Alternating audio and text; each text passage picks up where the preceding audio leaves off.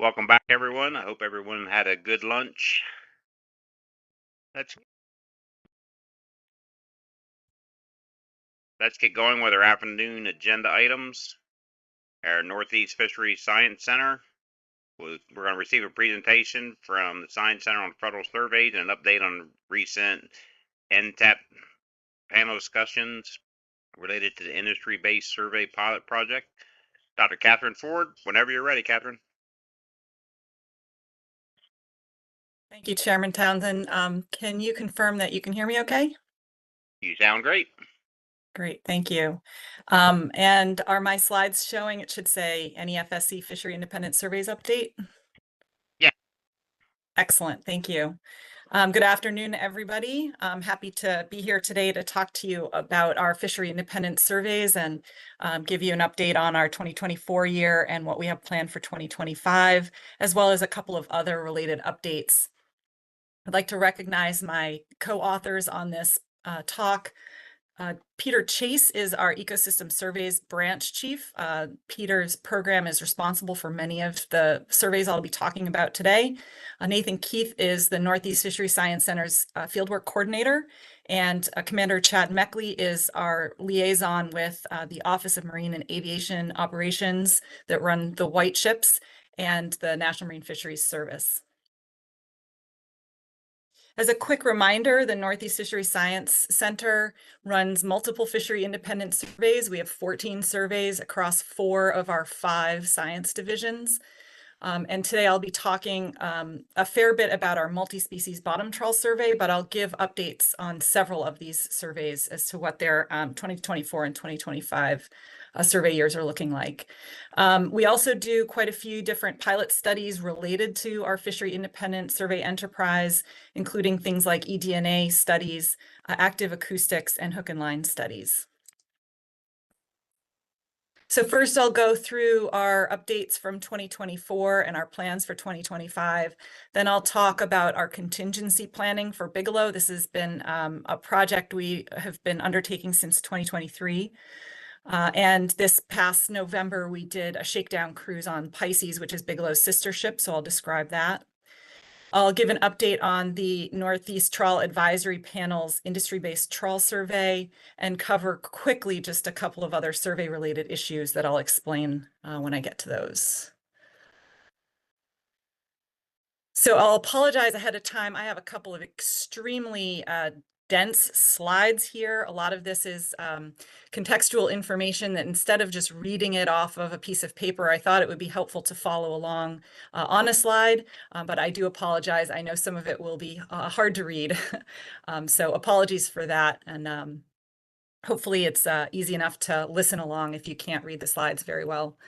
So for the first survey I'm covering is the bottom trawl survey. We did the spring survey in 2024, and we completed 367 of 377 planned stations. That's a 97% station completion rate, and we had full survey area coverage. Fall survey completed 371 of 377 planned stations. That's 98% station completion and full survey area coverage. The NEAMAP surveys include 3 surveys. The Southern New England Mid-Atlantic survey is done by VIMS. Massachusetts survey is done by Massachusetts Division of Marine Fisheries. And the Maine, New Hampshire survey is done by Maine DMR. The Maine, New Hampshire survey had 83% completion rate in the spring, and then a 71% completion rate in the fall due to fixed gear. The Massachusetts spring survey had 100% completion rate. And then in the fall, they had a 92% completion rate due to delays in vessel repair period and some fixed gear. And then VIMS had 100% completion rate in the spring and the fall. Those are all trawl surveys. The Gulf of Maine bottom longline survey was done in spring and fall, and both seasons were complete. All 45 stations were done. There was a lot of weather in the fall, but they managed to get all 45 stations done. In Ecomon, they did winter, spring, and fall surveys. They did have reduced station coverage due to ship maintenance issues, and the summer survey was completed in full. The scallop survey is in 2 main types of surveys right now. We have the HabCam survey and the dredge survey. The HabCam survey sampled all of the planned 1,400 nautical miles of HabCam track, and that covered the Georges Bank region and Mid-Atlantic Bight regions. About 60% of the track was completed on the RV Sharp, which is run by the University of Delaware. Due to weather impacts, the remaining track was completed aboard the Bigelow. And then we have an AUV project for a couple of years now. We've been building a long-range AUV program, and this long-range AUV is deployed from both the Sharp and the Bigelow when other work is happening on those ships, and that completed a total of 200 nautical miles of track line. The LRAV has the same camera system, virtually the same camera system as the HabCam, the towed HabCam system. The dredge survey was done on the commercial vessel, the FV Celia. 100% of the planned stations were completed, and some additional comparison tows were completed. The Gulf of Maine Ecosystem Shrimp Survey was suspended in 2024 and 2025. We are interested in bringing this survey back online. We think it's has a lot of scientific value, and hopefully we'll be able to do that in 2026. However, we have no clear avenue to bring this survey back online at this point in time. For CLAM, we completed that survey between August 7th and 21st on the commercial vessel, the FV Pursuit. 196 of 204 stations were completed. That's a 96% completion rate, and that's done in the Mid-Atlantic and Georges Bank regions in 2024. Coast Span is a shark nursery survey. It's a long line survey. We had to cancel the June leg in 2024 due to lack of staff and funding, but the July and August legs were completed. We also have a coastal shark bottom longline survey. This survey goes out every few years. So 2024 was a survey year. We had strong catches. 53% of the stations were completed. And the reason that we had poor station completion on this survey was due to weather. We had 15 weather days on this survey. And there was a significant Gulf Stream westward intrusion that affected sampling on several stations. With eDNA, we have a pilot eDNA program developing in our Milford lab under Rich McBride's population biology branch. And they worked with the Protected Species Division, and they did routine passive acoustic monitoring survey and sampled eDNA at the same time. That was done on the commercial vessel, the Saints and Angels, and they successfully completed 3 surveys in February, July, and December of 2024. So these pilot studies are looking at how we can build eDNA into the overall survey enterprise and improve our understanding of the ecosystem. And then we have a pilot hook and line survey that's focused on offshore wind development areas. Spring 2024 worked 3 legs on 3 vessels, and fall of 2024 worked 5 legs on 5 different vessels between Rhode Island and Virginia. And we're looking at the value of using hook and line to survey areas around wind turbines. Okay, I'm going to pause right there and see if anybody has any questions about 2024.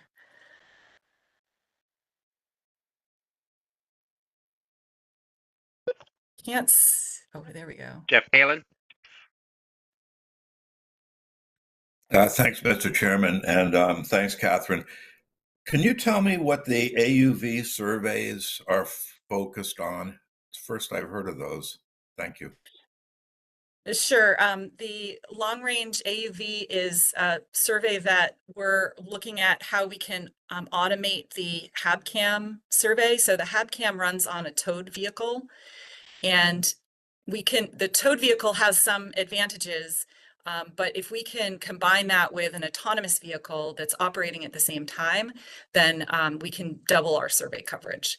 And this is focused on scallop abundance estimates. Of course, yeah, no, that's right. I guess I do remember that. Okay, good. Thanks for that. Yeah, thanks for the question. Greg? Yes, please. Just real quick. Can you explain a little bit more about the pilot hook and line program around the windmills and what your actual goal is with that long term and how long it will be going for? Thanks. Sure. Yeah. Right now, we are planning out for 2025 to have surveying in the spring and the fall. So that'll be a 2-year pilot. The motivation for doing the hook and line survey is related to offshore wind sampling. So we're hoping, but we don't know, that we can do trawl surveying inside of wind farms. We're also interested in understanding the impact of the changing habitat in offshore wind areas. So at the base of the turbines, I mean, the turbines themselves are habitat, and then at the base of the turbines, there's scour protection material. And so even if we're able to trawl in between turbine areas, that doesn't tell us much about what might be going on in those new habitats that are developed at the base of the turbines. And so that's the motivation behind the hook and line survey. It may be a more feasible way to sample for a select set of species for a variety of purposes, including assessment. This is just a pilot survey. We don't know if it's going to work. Just a follow-up question with that, then how long, sorry, Wes, how long would it take to get the results for something like that once you're completed with both year surveys, or if you're going to do 1 year at a time, or the results are going to be available at the end of each year, or how's that going to work? Thank you. Yeah, I think I'd be best served connecting you up with the team that's running that survey. I'm not exactly sure what you mean by results. So in terms of some of the biological sampling and the data collected on an individual leg or survey set of legs, that a lot of that information is available very quickly. But if you're talking about specific types of products, any sort of analytical products coming out of that survey, those would take a little bit longer, but I could definitely connect you with the folks that are running that survey if you'd like. That'd be great. Thanks. I appreciate that. Thanks. You've answered my Okay. question. I appreciate it. Thanks. All Chris right. Batavit. I'm gonna. Thank you, Mr. Chair, and yeah, thank you for the presentation, Catherine. I was wondering on the shark longline surveys, are species such as red drum and cobia caught in those surveys on a fairly regular basis? Kind of thinking about those two species have some data limitations, especially in the Mid-Atlantic, and just was wondering if if those are potential data sources for those two species for future assessments. Thanks. That's a great question. I'm sorry I'm not able to answer that, but I can definitely connect you with the survey lead, and they can answer that question for you. That's perfect. Thank you. Thanks. All right. I'm going to move us on to 2025. So we're in the 2025 year now. And for the bottom trawl survey, we're on track for a normal spring and fall. We have funding available and scheduled for this survey. March 5th to March 16th is the spring survey. We do three-week legs on this survey. We do have a little star here. There is a shutdown risk. Our continuing resolution ends on March 14th. And so we're not sure what that is going to result in at this point in time. So we just wanted people to be aware of that. NEAMAP, as far as we know, all the surveys are on track for normal seasons. That's what the survey groups have reported to us. So that's exciting. The Gulf of Maine bottom longline is also on track for a normal spring and fall. Funding is available for that survey as well. ECOMON, the winter survey was set to sail February 6th to 19th, and they got delayed due to dry dock delays with the Bigelow. Sorry, I don't know if it was dry dock, but maintenance delays with the Bigelow. And they are also on track for spring and summer surveys. The DRIX survey, this is an uncrewed surface vehicle, kind of looks like a submarine actually that's plowing through the surface waters. They'll be doing active acoustics research for fish and plankton, and they have oceanographic sampling planned as part of that survey, and the survey is planned in the spring. This is another autonomous survey effort to try to add to our data sets related to the ecosystem on the eastern seaboard using autonomous methods. The Scallop HabCam, Toad HabCam survey is planned for May 24th to June 1st and June 3rd to 12th. We do plan on doing Toad HabCam and the long range AUV on leg 1 and the Toad HabCam only on leg 2. The dredge survey is planned again on the commercial vessel the Celia, and right now we have funding for staff, but we haven't identified vessel funding. We are expecting to see those funding sources come through. With the Bigelow, they're also going to be doing a long-range AUV cruise. Since we're only using the AUV on leg 1 of the HabCam survey, we're planning to do a few more days on the Bigelow in the June-July period, June 26th to July 2nd. And then we have the Gulf of Maine Ecosystem Shrimp Survey. I've already mentioned we do want to get this back online, but it will not be online this summer.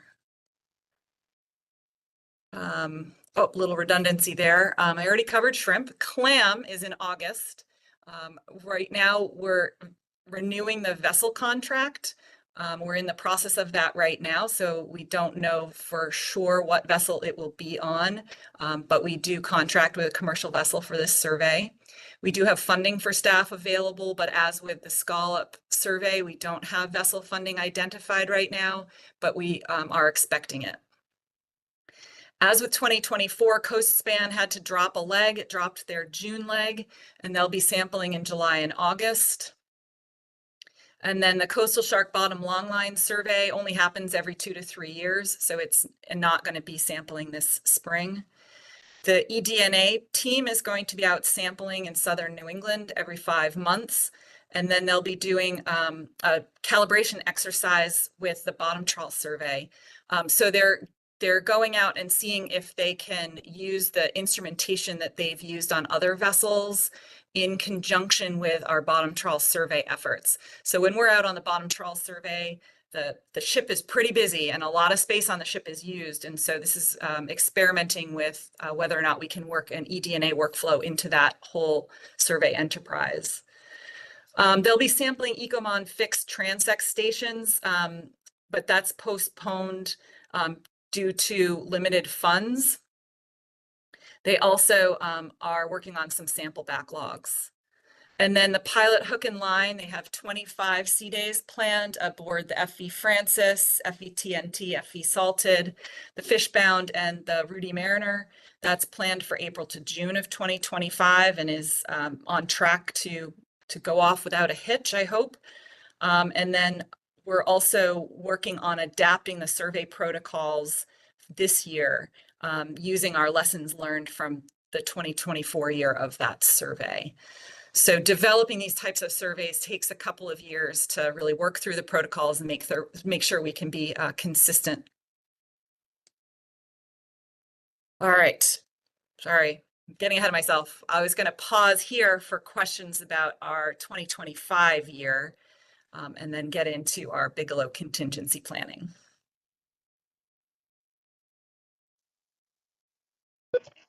Michelle Duvall.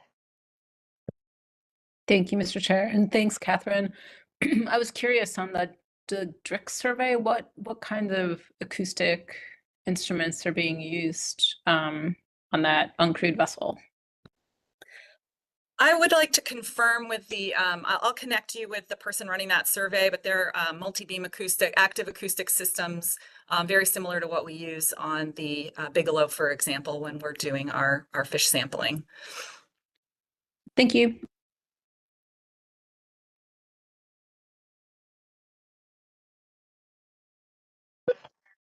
I see no more hands, Catherine. Great. All right, moving on to the Bigelow contingency plan. I do want to give a little bit of a background here. This initiative was launched after the spring of 2023 when our bottom trawl survey lost 2 months of survey time. This was a result of the Bigelow getting stuck in its maintenance period.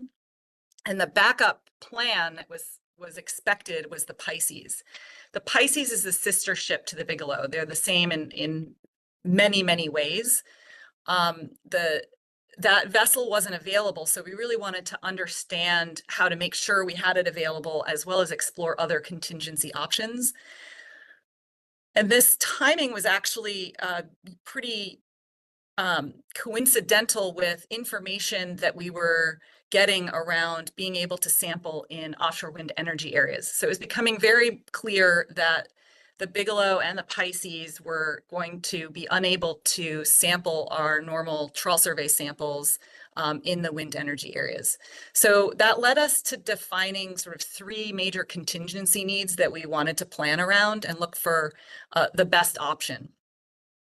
So those contingency needs are the short-term disruptions in Bigelow availability, whether it be, the loss of a couple of weeks or a couple of months during a season.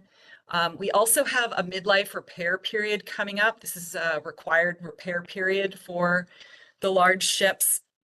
And that's right now expected to be all of fiscal year 2028. And then this inability to sample in offshore wind development areas. And while this project unfolded, we realized that it would be a good time and beneficial to address how lapses in appropriations might affect each of these contingency options. So that was kind of built into the program. And of course, I hope was that we would have this silver bullet kind of best option that would meet all of our needs. So the way we approached this was to develop 4 contingency options, and they fell into 2 main themes. The first theme is kind of this fill-in concept. Either in part or in whole, this would be a contingency option that would replace some of the Bigelow sampling directly. So under that theme, we have the Pisces, the sister ship. We have a Northeast Fisheries Science Center vessel. So the Gloria Michelle is our vessel now. It's a 72-foot vessel. And we're in the process of bringing online a larger vessel in the 90-foot range that would be a trawl-capable vessel. And then the third option is using fishing industry vessels as fill-in options. Then the other theme we have is a fully complementary survey. So this survey would be independent of the Bigelow survey. It could operate with or without the Bigelow operating. And the option there that we're fleshing out is a fishery industry vessel option. With these themes and options, we used a decision matrix approach to assess the ability of the option to meet the contingency needs that we had identified. And we looked at things like the cost, the ability to meet stock assessment needs, and sort of the scientific value of a particular option, and the potential impact on trust. This whole program is being done with the Northeast Trawl Advisory Panel, and that's one of their objectives, is to improve on the trust of the survey enterprise. So right now, the bottom line is that there is no one option. That silver bullet doesn't exist. So no option meets all of the needs that we have. So we're in the process of pursuing multiple options. So I'm showing here some of these stoplight tables that kind of summarize our thinking behind each option and its costs and benefits. I'm not going to go through this today. This is still in draft form. We're working on sort of crossing the T's and dotting the I's on this work. But that really hasn't stopped us from moving forward on implementing key pieces of the contingency plan, such as getting the Pisces ready to trawl and developing an industry-based trawl survey.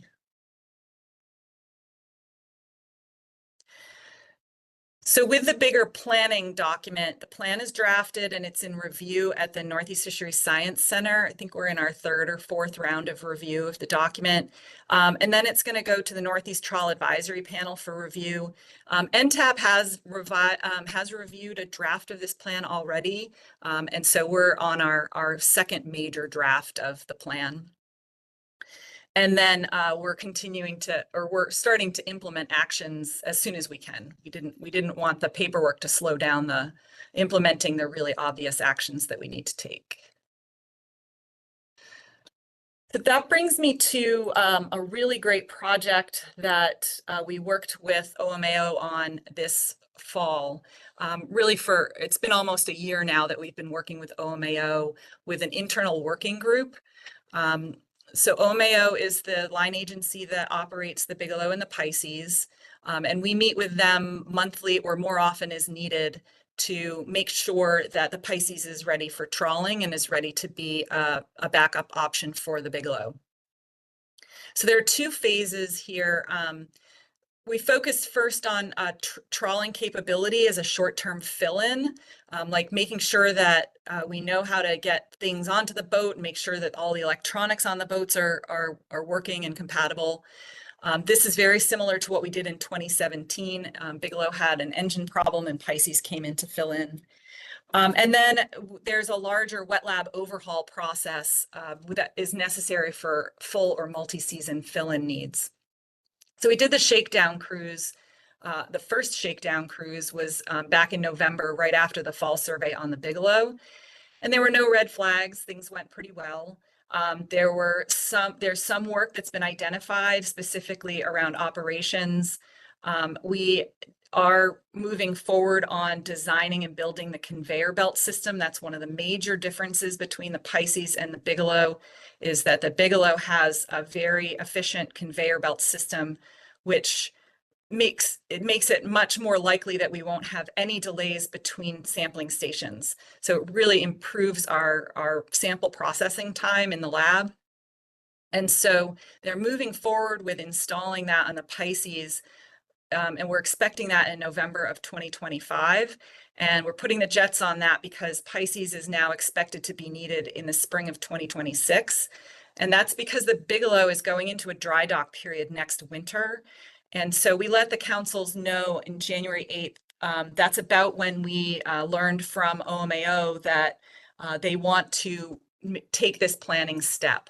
So I think this is a good example of how our contingency planning and conversations are effective. It's working because we're thinking ahead to that, expecting that there may be this delay in the dry dock period and planning for the Pisces well ahead of time to be able to avoid any impacts on the survey in the spring of 26. I do want to take a couple of minutes here to recognize this effort. It's involved a very large team of both National Marine Fisheries Service staff and OMAO staff. Within the Northeast Fisheries Science Center, our long-serving bottom trawl survey lead, Phil Politis, transitioned to another program this past summer. And so Dr. Catherine Foley was part of the team, and she took the helm as acting bottom trawl survey lead. And she really seamlessly stepped in to work with the rest of the team. That includes John Galbraith, Jakob Kirkin, Mike Bergman, Rob Alexander, Dom St. Amand, TK Arbusto, and Joey Dunphy. This whole team, first, they completed a very successful fall bottom trawl survey, and then they extended the work into the shakedown cruise on the Pisces. So I really want to give them all a shout out. They work really hard on making this whole system work. And then I want to highlight the efforts of OMAO, Commander Colin Klewer, commanding officer of the Pisces, and Captain Ryan Wadham, the commanding officer of the Bigelow, worked with OMAO leadership to ensure that there was crossover and training of the bridge and deck crews of both vessels for the trawling operations. This work isn't done. That's going to be an ongoing effort over the next several survey seasons, but it's kind of this behind the scenes work that really makes everything happen.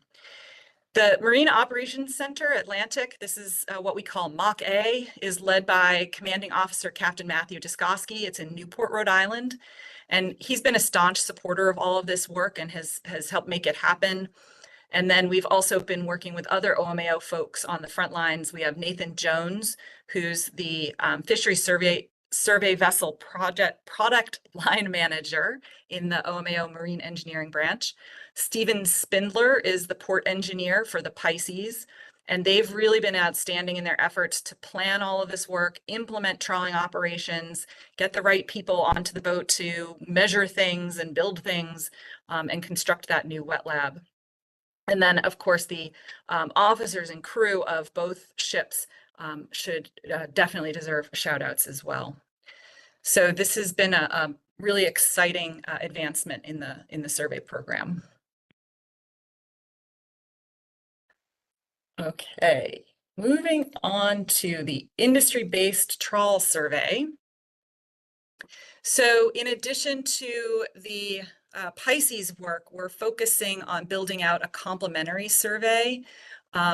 So the bottom trawl survey on the Bigelow would continue, and the industry-based trawl survey would be complementary to it. And the goal here would be a shelf-wide regional industry-based trawl survey.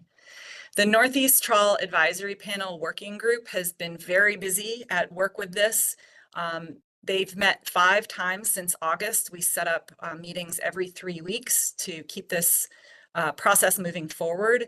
And in that time period, they scoped out a pilot survey to address specific operational questions, particularly around working within wind farms. One of the survey design elements is for this to be able to work within wind farms. And that work resulted in a concept paper being submitted to a funding opportunity through ROSA, the Responsible Offshore Science Alliance. Also, over this time period, the group drafted and approved a goal. So at the NTAP meeting in January, this goal was voted on and approved by the NTAP full panel.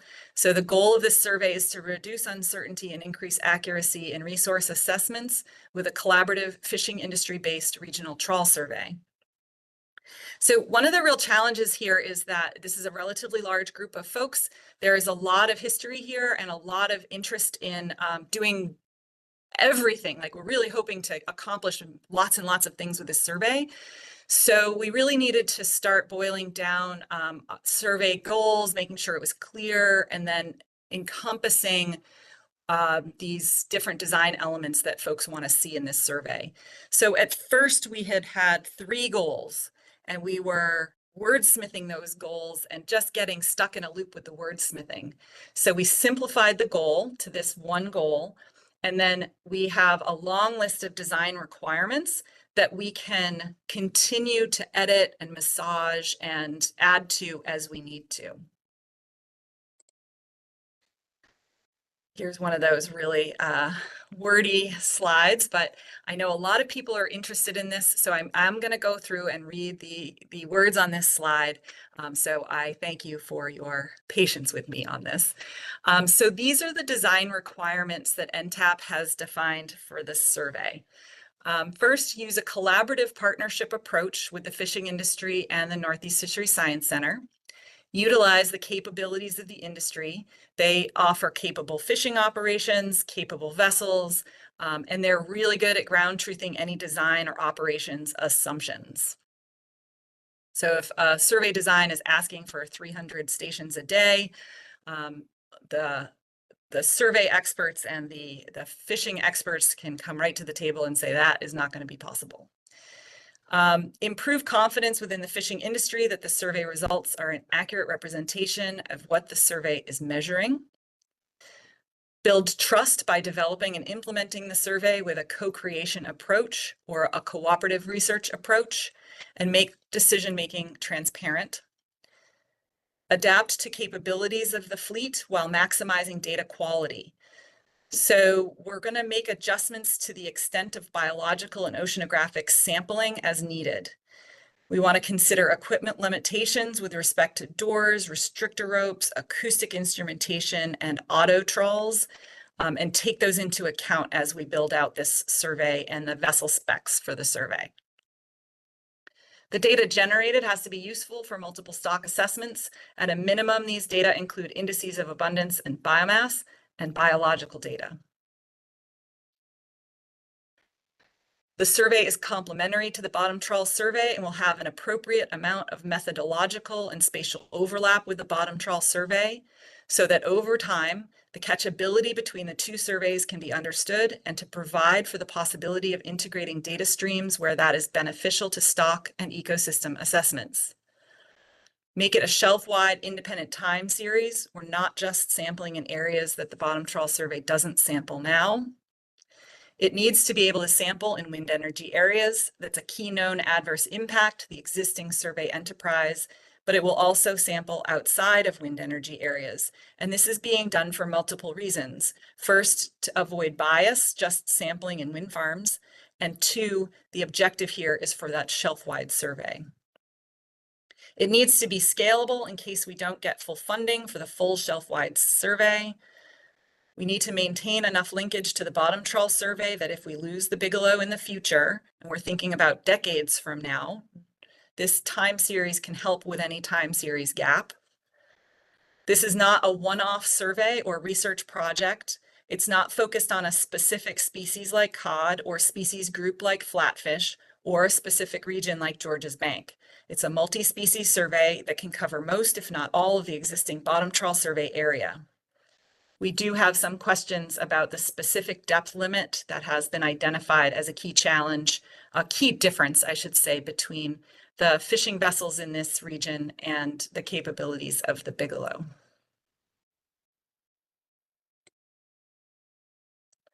So our next steps for the industry-based trawl survey is we're really trying to plan to do this operational pilot or shakedown in 2025. We're calling that the phase 1 pilot, and we're trying to do that this summer or fall. We're also working on a communication plan. I don't know if this will be a written plan, but really focusing on how to best communicate on certain topics. So we have a lot of interest in many topics related to both operational aspects and design aspects of this survey. So we're thinking that workshops with vessel owners to discuss feasibility and limitations are going to be necessary. We also want to meet about the differences in net mensuration equipment. And then we also want to speak with existing survey programs to discuss the sampling station and strata setup. We need to design the survey. We think could be a 2-year process, and integrate that with the bottom trawl survey design. And then we'd like to see an expanded pilot in 2026. Right now, we're calling that the phase 2 pilot, and it would involve a couple of industry vessels. The main difference between phase 1 and phase 2 is that phase 1 is very, very focused. It's 1 weekish. It's most likely going to be on a vessel that has extensive survey experience and has already done this kind of work, already has a lot of the equipment, so it's a low-cost endeavor. Phase 2 is a bridge to the shelf-wide survey. So we're bringing on more vessels, possibly vessels who haven't done this type of survey work before. We're building out equipment, so buying new nets, buying doors, buying net mensuration equipment. There's data, we do digital data acquisition, so we have to figure out how to develop those systems and integrate them with the data acquisition at the Northeast Fisheries Science Center. So that's what we're trying to bridge with the phase 2 pilot, really start to build the program into a holistic survey program. And then the idea would be to start collecting data that could be used to build a time series in the 2026 or 2027 time period. So we have this couple of years of development, and then we start implementing and collecting that time series data in 2027. I get the question a lot, when will the data be available for use? And it just depends on the type of data. So some of the data, we described this in quite a bit of detail in our in the white paper, our industry-based trawl survey white paper that we produced last year. Some of the data sets are available quickly. So something like temperature, a lot of the oceanographic data might be available quite almost immediately. A lot of the biological data, things like stomach contents and aging, all of those data sets are available relatively quickly, but something like an index of abundance would need to build over time. And it could take, depending on the species and the catch rates, it could take several years to develop that type of index. I think I'm just going to go ahead and finish up here. I have one more slide and then I'll take questions. Just a couple of quick other survey related updates. At the national level, the National Marine Fisheries Service is pulling together a National Survey and Data Acquisition Program, an SDA. And this is looking at achieving efficiencies across all of the survey enterprises, both fisheries and protected species across all of the science centers.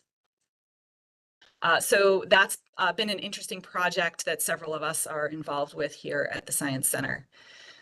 And then we have offshore wind survey mitigation. There's been a lot of progress in the past year on offshore wind survey mitigation. NIMS and BOEM developed a construction and operations plan survey mitigation requirement, and that requirement is built into the COPs of Ocean Wind 1, Rev Wind 1, Empire Wind, Seavow, Sunrise Wind, New England Wind 1 and 2, Maryland Offshore Wind, and Atlantic Shores South. We also established a memorandum of understanding with ASMFC to manage a survey mitigation program that allows lessees to directly support Northeast Survey Mitigation Program activities as required by those COP conditions. We're still working on building out the whole program. So the Northeast Survey Mitigation Program development is in progress, and that will be released to the public for public comment when it is ready. The other major achievement in the past year is that 18 survey mitigation plans were independently peer reviewed. Thank you to all of you who participated in that process. We did that through a joint council and commission review panel. Those plans, as a result of those peer reviews, were updated by the plan authors. The updated plans will be included in that program document that goes out for public comment. And then we'll be continuing to develop the plan and implement the plan in the coming years.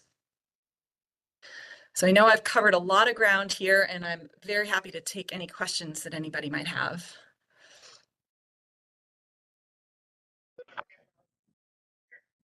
Thank you, Catherine. Any questions from the council before I go to the audience? All right, we'll go to the audience. Sarah Hudak. Hi, Sarah Hudak with Sea Risk Solutions. Thank you for that presentation, Catherine. Just two quick questions. Could you repeat what the major, I guess, goals are of the National Survey and Data Acquisition Program? I don't know if we have an official goals document at this point in time, but what NSDA does is it brings together a steering committee, it's called. The steering committee includes division directors like myself that are in charge of large fishery independent survey groups that are happening across the different science centers. It also includes fieldwork coordinators. So Nathan Keith is one of the co-authors on this presentation. He's the Northeast Fisheries Science Center fieldwork coordinator. So he communicates with the fieldwork coordinators across the different science centers. And then the environmental compliance leads. These are the folks that handle the permitting requirements for our surveys. And then the cooperative research leads. The cooperative research lead here at the Northeast Fisheries Science Center is Anna Mercer. She communicates with other cooperative research programs across the country as well. So all of these different groups of people are intimately connected to conducting the survey enterprise across the country. So we're responsible in our individual regions, and then that contributes to that national enterprise. So one of the goals is to communicate better and assemble sort of key survey performance metrics and be able to prioritize and justify the value of the individual surveys. So that I would say, communication and prioritization would be two key goals of the group. Fantastic. Thank you for that clarification.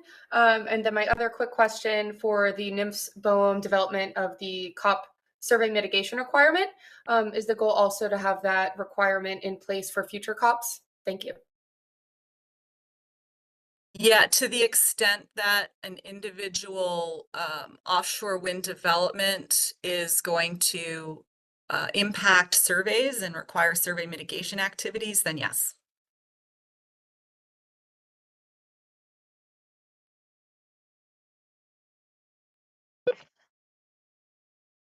James Fletcher. Good afternoon. The United National Fishermen over the last few meetings have asked you about a 200 to 225 foot aluminum crew boat with the thought of having the electric fishing method, which is basically 100% of what is in front of it caught. Can you explain to me why, when the Science Center and National Marine Fisheries is supposed to use the best available science, that there is no effort to start using the electric trawl fishery in the surveys? Second thing, if you will explain to me why, when there's industry built boats of certain size and specification, NOAA, National Marine Fisheries, goes out and designs a boat that doesn't fit any recommendations and takes a tremendous amount of downtime to be rebuilt. The main question though is why we are not looking at using the electric pulse trawls. Thank you. Yeah, thank you for the question, Mr. Fletcher. We did look into electrofishing when you raised this maybe a couple of years ago or a year ago now. And there's evidence from studies being done in Europe that there are impacts to juvenile fish that causes damage to their internal physiology because of the electrofishing. So there are some concerns there. It also represents a substantial change in the gear types. So right now we're really focused on consistency year to year. So building out, say, the industry-based trawl survey, for example, with a completely different gear type was discussed by NTAP, particularly in the context of something like cod specifically or flatfish specifically. And it was determined that that would be kind of a risky approach. It would be a stronger scientific program if we could ensure a better and more consistent connection to the bottom trawl survey gear. But I'd be happy to follow up with you more on some of those papers that came out of Europe. I was under the impression that you had been provided with those papers, but happy to talk to you more about that and send them again if you didn't get them. The second question was about vessels and how National Marine Fisheries Service builds vessels that don't meet some design criteria. And I can't answer that question generically. If there's a specific vessel or specific design build that you're concerned about, it would be best for me to connect you with the Office of Marine and Aviation Operations or with our fieldwork coordinator here at the Northeast Fisheries Science Center. They'd be much better positioned to answer that question for you.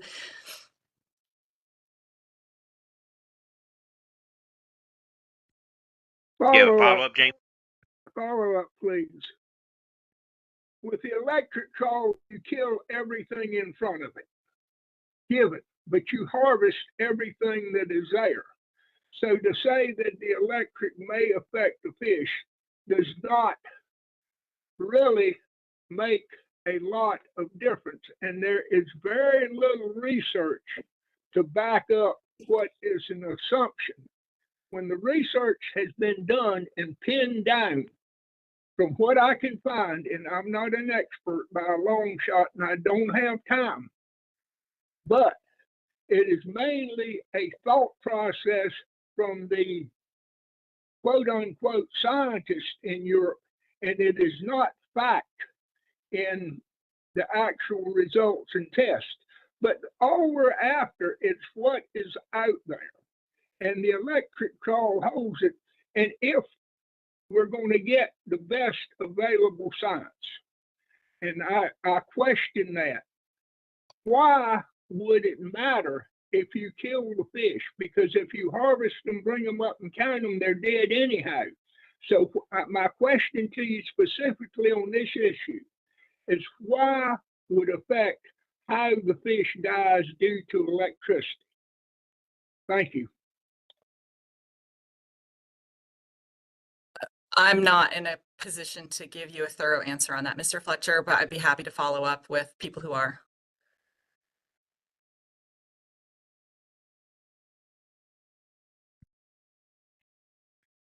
Any more questions for Catherine?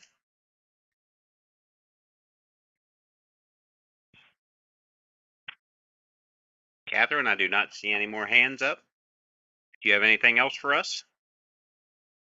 Nope, that was it. Thank you, everybody. All right, thank you very much. Move on to our next agenda item.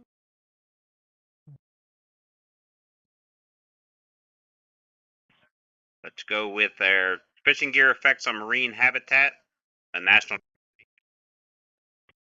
The council received a presentation on the fishing gear effects on marine habitats database, Dr. David Stevenson and council staff Tori Kettner. I'm not sure who's going to start. Hi, this is Tori. I'm just going to share my screen, and then Dave will give an overview of the fishing effects database, how it was created, and then I'll show the Shiny app that I created to kind of host and share the database.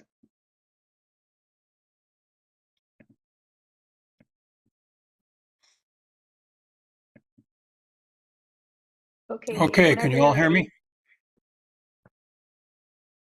Yep, Can you hear sound me? good, Dave. Okay. Some of you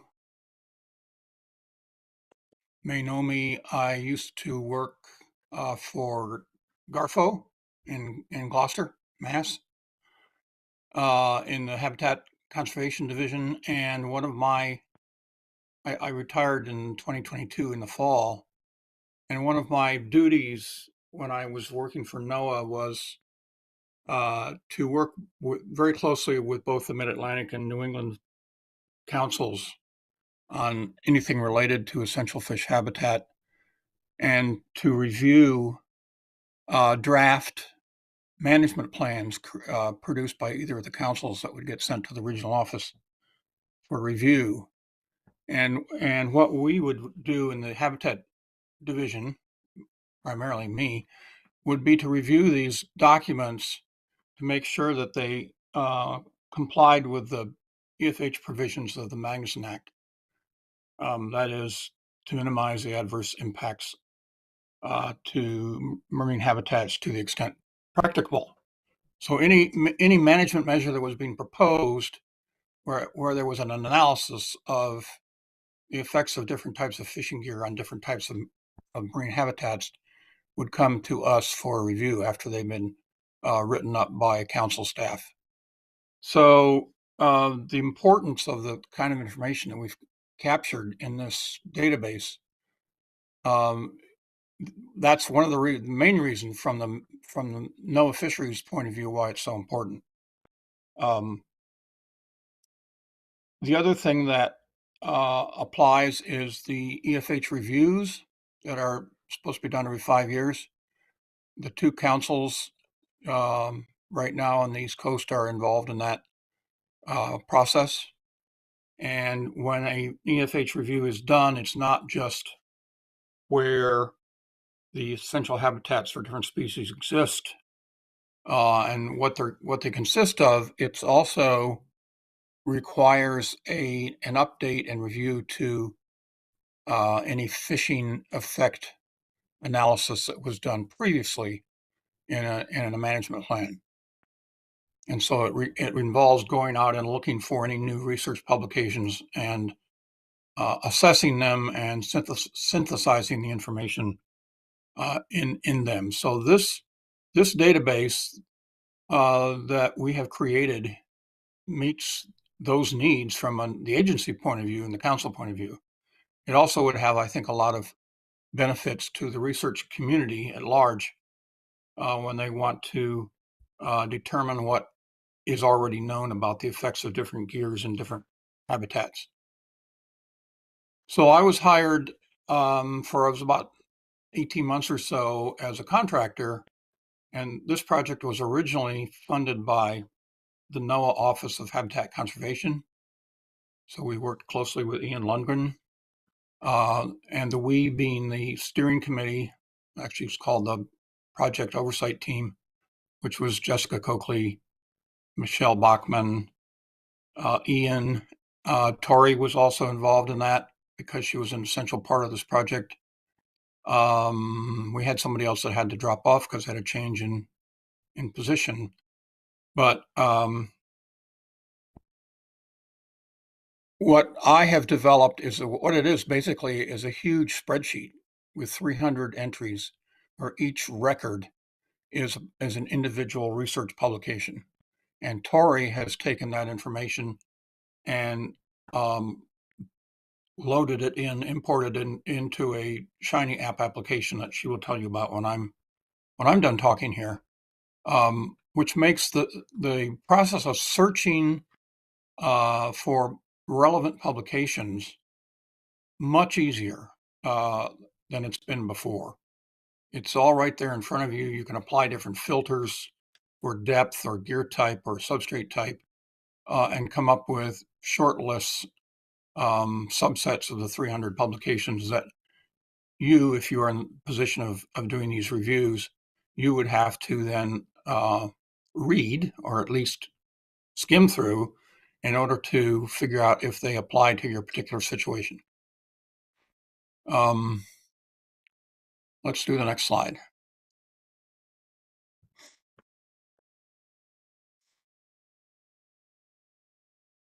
So there's the purpose. I think I've pretty much gone through that and the approach.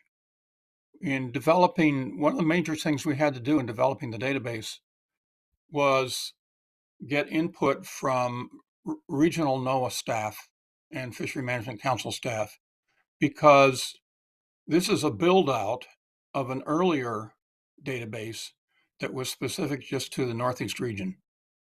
And this new iteration of the database is much more detail in it, and it applies to the entire U.S. and U.S. territories. So it's much expanded. And the input we got from these regional work groups was very important in helping us define what data elements we wanted to extract from each publication and put into the spreadsheet. And you'll see more about that in Tori's presentation on what those data elements are. Let's go to the next one. So the original database, I won't spend much time on this. It's kind of old news now, but it was developed by the New England Council Habitat PDT. I served on that group, and we were tasked with developing an assessment of fishing gear impacts on different types of benthic habitat features.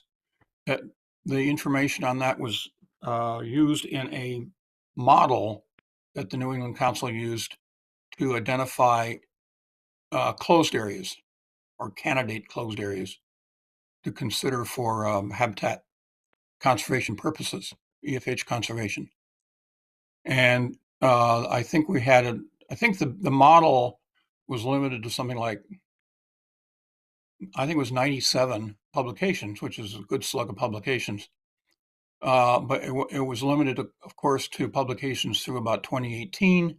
And we didn't consider any modeling efforts, for example, or a lot of things we didn't consider because it was specific to the Northeast region. So it was only dealing with research done with gears used in the Northeast or habitats that existed in the Northeast. The model was eventually picked up and modified in Alaska by the North Pacific Council and researchers at the Alaska Pacific University, and has now been kind of through the iteration through Michelle, has been picked up as the fishing effects model, which is kind of combination of those two different models. Let's go to the next slide. So in the new database, and I guess one of the things I want to make clear right up front to everybody, in both cases, the original database and the new one, the publications that are included can and do reflect research studies and analyses done anywhere in the world. So if there's, say, a bottom trawl study done off the coast of Portugal, that's done in the same kind of bottom type and a similar kind of trawl gear, acknowledging that trawl gears vary a lot, but just generically a trawl gear, not a dredge or a long line or something, then that information could be relevant to bottom trawls used in the same kind of substrate off the coast of Maryland or somewhere. So it's not specific to a particular geographic area. We didn't just take studies done in the Northeast region of the US. Anything that was relevant to that region was included in the database. That is true now of the new database as well. So it by definition picks up a whole lot of new habitat types that were not included originally, and I think maybe in a few gear types, because we included in things like the scallop dredges that are used in Europe, where it's a different species of scallop. They are more dug into the bottom. The dredge has to dig down to pick them up, unlike the New Bedford scallop dredge. So originally we left out those studies of those European scallop dredges. We've included them this time. We've also included beam trawls because there are a few examples, particularly in the inshore areas in this country, where gears like that are used. So we wanted to be inclusive and not leave anything out. And it would be up to the user of this database to figure out whether or not they want to use that information. We tried hard to include more non-peer-reviewed publications, so it wasn't just journal articles, it was reports of various kinds. We included modeling and analytical studies, which we hadn't included before. A much broader range of data elements captured for each study. And the other thing that Tori will talk about is that there are links to the PDFs in the database that weren't there before, and the ability to download reference data. Next one.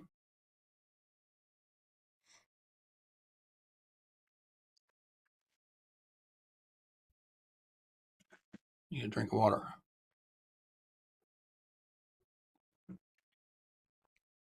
So I've talked about some of these, but these are example topics that were covered in the new database.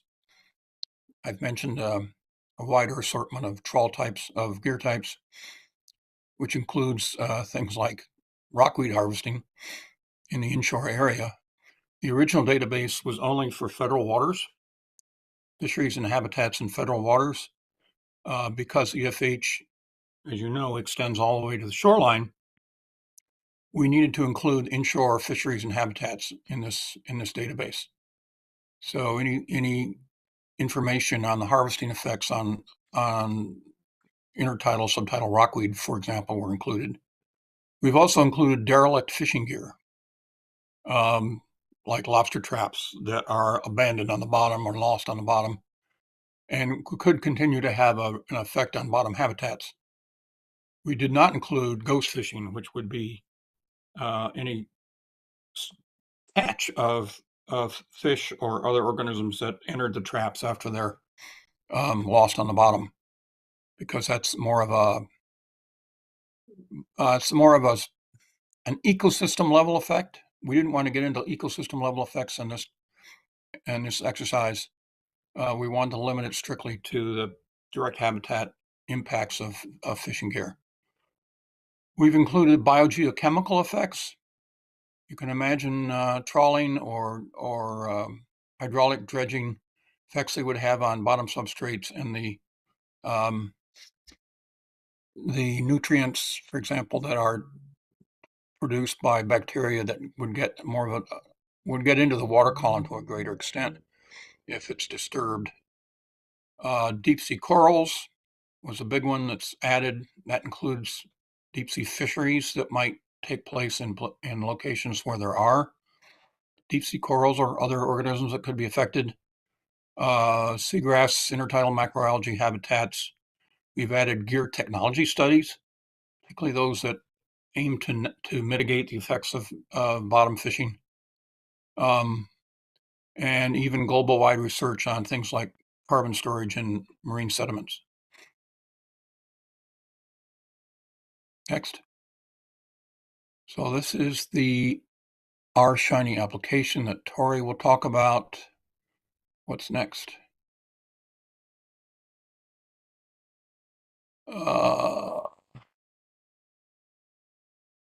Yeah.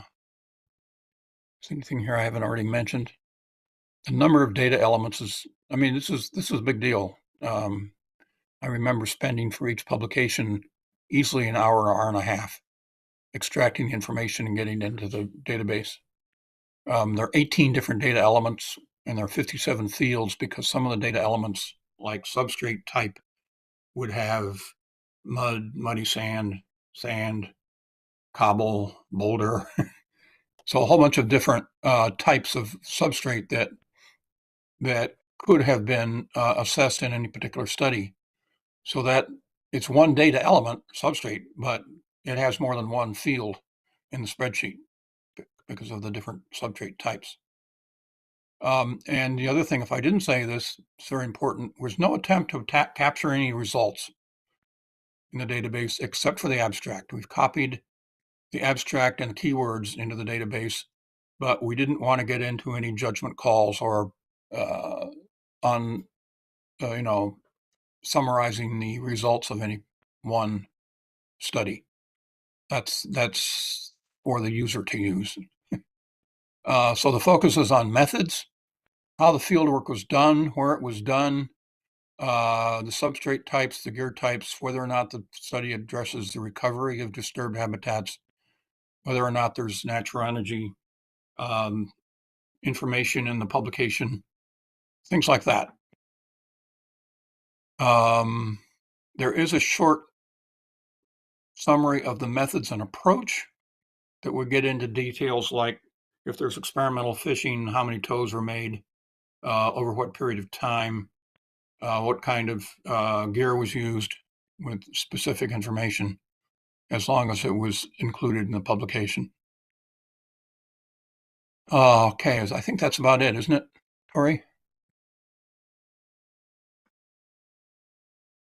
Oh, yeah, this is, of course, next steps. We've already done all this, but the Council Coordination Committee handed this off. We made this presentation to them back last fall, and the Habitat Work Group of the CCC is now responsible for maintaining the database. And in that process, we've identified, at this point, it's only a couple people. We're still looking for a couple more people who would pick up the work that I did, because I'm no longer on the project, and do the initial data entry and review of each of new publications as they come out. And I think that's it for me.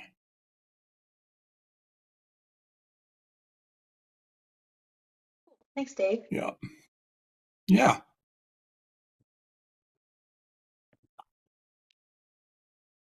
Well, I will switch over to sharing the app now.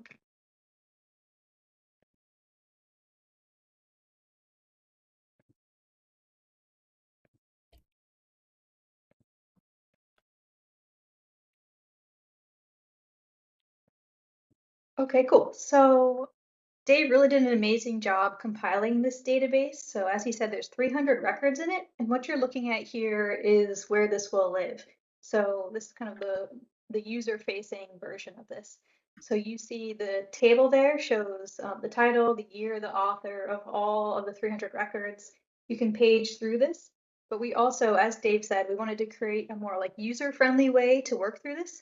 So you can use these different different items on the sidebar to filter this. So if you want to use the search bar, this searches the entire database, not just title, year, and author, but also what's in the methods or the abstract, some of those keywords, anything that is in the database is being searched here. So here I searched lobster and went from 300 records to only 24 records.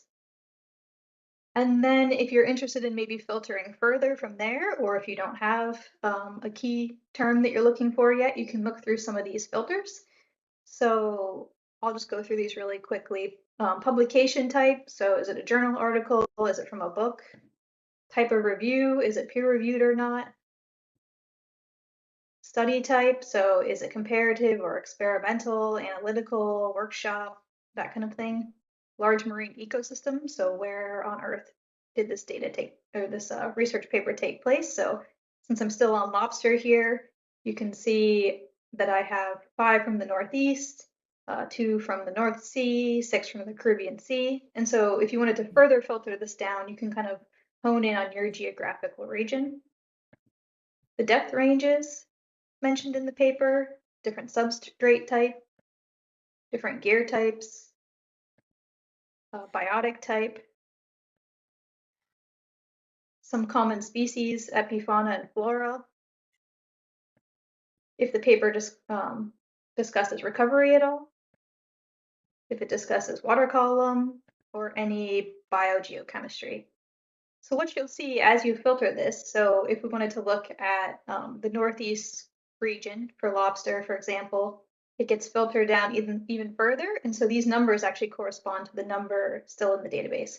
So you could potentially do, I want to see journal articles and book selections, and they'll combine the two together.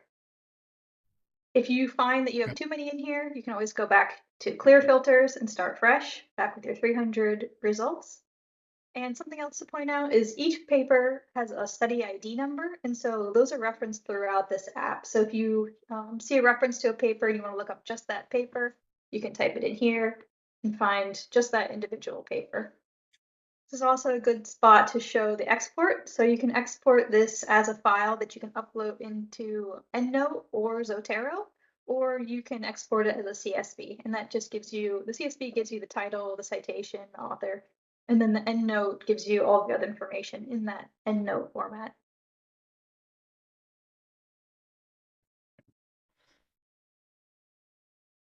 So then you can actually look at individual papers. So we have an overview for each one. So what you see here is the title, the methods, and the abstract, like Dave was mentioning. So he pulled all this information out of each paper and put it into the table. And so you'll recognize a lot of these from the homepage. You can search for publication type or type of review, the different gear types. But then also Dave has pulled out notes. So for example, this gear type has chain sweep scallop dredges used on SB. So there's extra information here that you can find out about each paper. There's a map that shows you the large marine ecosystem, and then there's also points. So not every paper has point data, but those that do show up here. Can the presentation be enlarged? Yeah, let me plus in there a little bit for everybody. So you can see which region the research was done in, and if there's individual point location.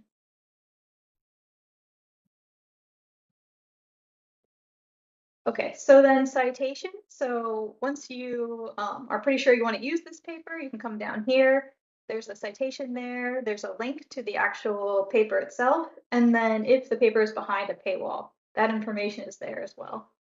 And then something else I wanted to point out is this URL is unique to this page. And so you can actually share this. So instead of having to share just the entire app and have somebody else have to filter through it, if you find papers that you like and you want to share those, you can just use the individual URL for each of these pages.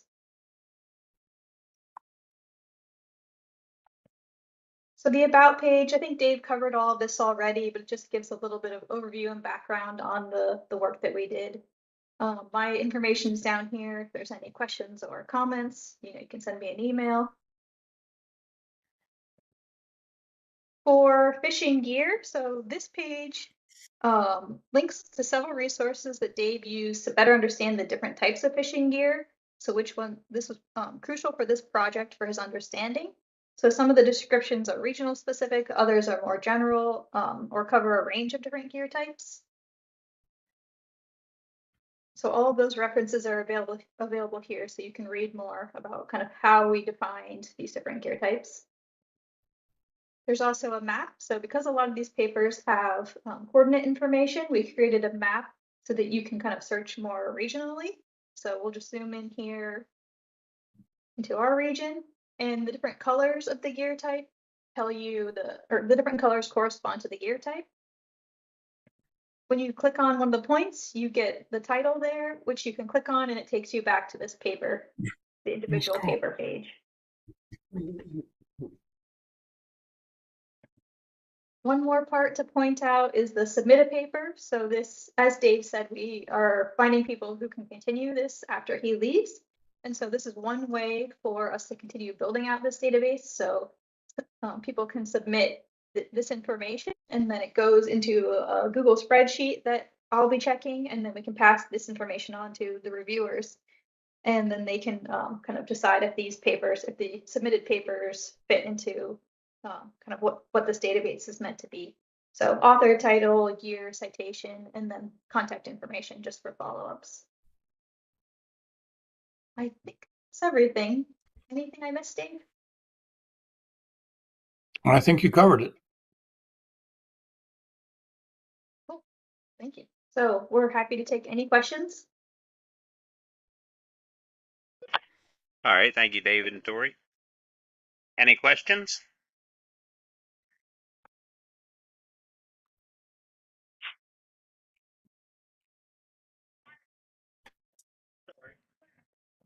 James Fletcher? This is supposedly about habitat, and there is a study or two studies out of the European Union. There are probably 5 out of Great Britain.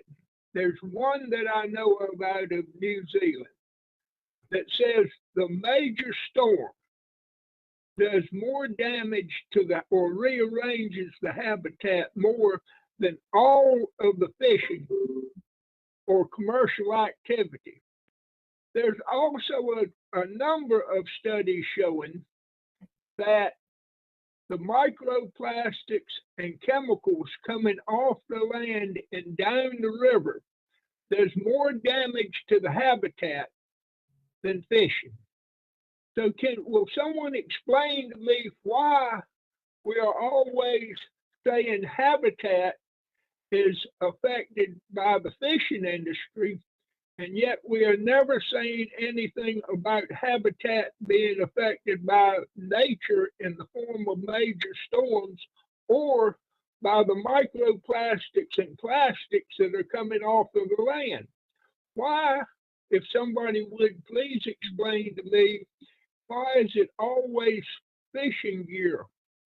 Thank you, James Fletcher, United National Fishermen's Association. We know it's not just fishing, but this project was specifically intended to address the effects of fishing. It's not to say that there aren't lots of other natural or man-made activities that disturb and have adverse impacts on marine habitats. I think people would have to go elsewhere to find that information. Well, then excuse me, but what percentage of the damage to the habitat is done by fishing and what percentage is done by others? Is it 2%, 3%? Could you give me a percentage so that we can have something to compare with? Thank you. No, I could not give you a percentage. It's so location specific, and that it would be, I don't know how you could come up with a generalized answer to that question.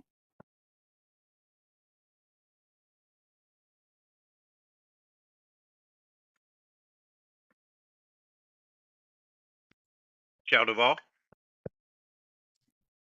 Thank you, Mr. Chair, and thank you to both David and Tori for the presentation. And I might be putting Tori and I think Jessica is on the line. Jessica Coakley, I thought she was, maybe not, but I was just gonna ask if we could perhaps highlight how this effort is feeding into the council's omnibus EFH amendment. The Ecosystem and Ocean Planning Committee is going to be meeting next month, and there I see Jessica with her hand raised. And so I think it might be helpful for folks to understand, the connection between this and that effort. Thanks. Jessica? All right, can you hear me okay? Yeah, she's down fine. Great. So this phishing effects database, this literature and information on the effects and vulnerability and sort of recovery of habitat feeds into the phishing effects modeling work that Dave Stevenson mentioned during his presentation. So that modeling work, after the North Pacific Council took over that model, it was reworked for the whole Northeast. And so we've gone ahead and updated that with new fishing effort information. So that information will be provided to the Ecosystem and Ocean Planning Committee and Advisory Panel the first week of March. And the council will see that information in April when they take up the Essential Fish Habitat Review report outcomes that look at these different gear types and how those spatial and temporal effects, what those look like in the Northeast. So this database, as Dave noted, sort of underpinned information that fed into that model along with fishing effort and other information. So that'll be available.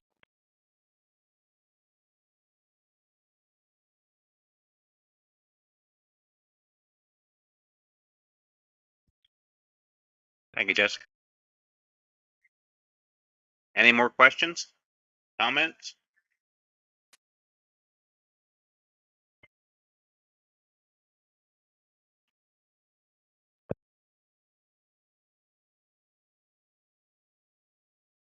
Michelle Duval?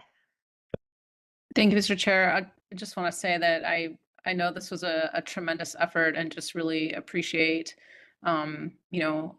all the work that David and Tori have undertaken to update this database and to make it more usable and to just better help inform the council's efforts to, update our EFH designation. So I just wanted to give you both a shout out for that. Thank you.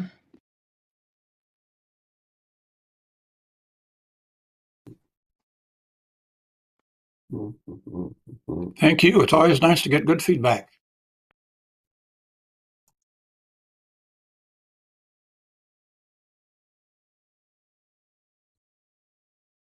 All right, thank you very much, David and Tori.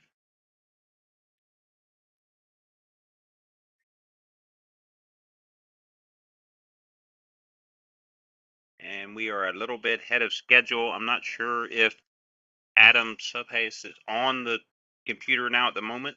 Adam, are you on here?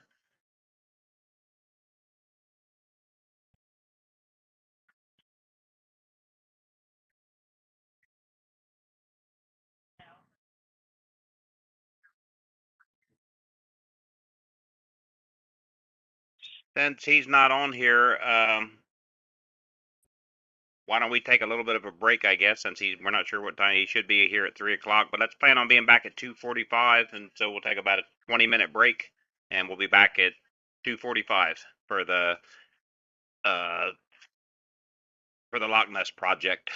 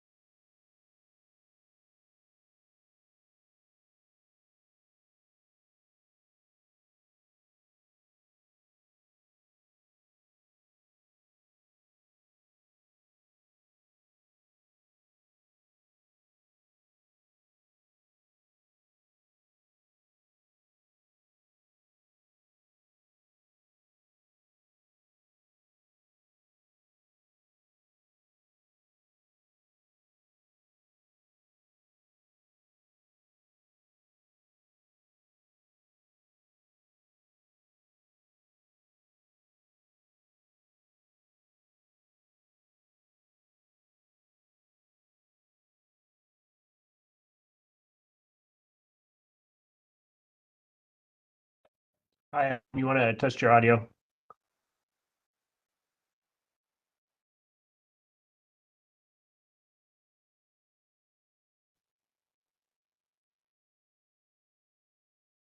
Can you hear me now? Yep, you sound good. Great. And will I be able to share my screen? Yeah, I'll make you presenter here in a couple minutes, once we get closer. Great, thanks. Yep.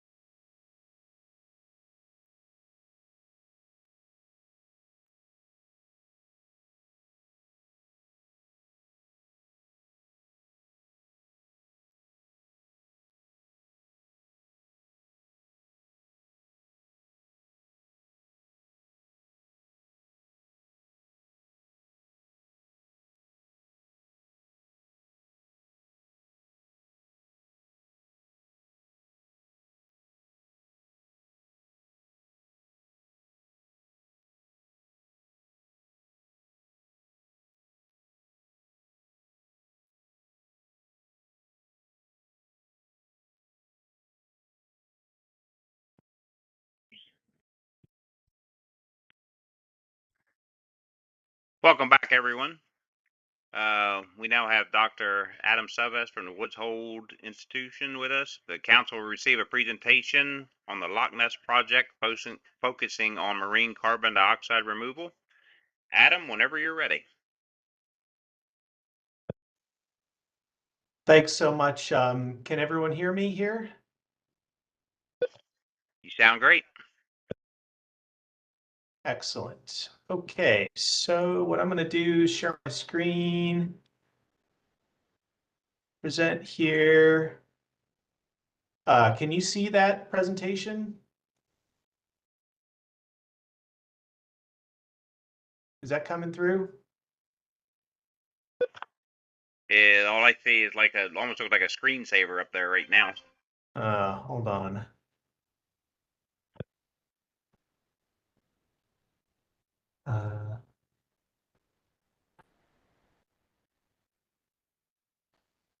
All right. Let me just try this again here.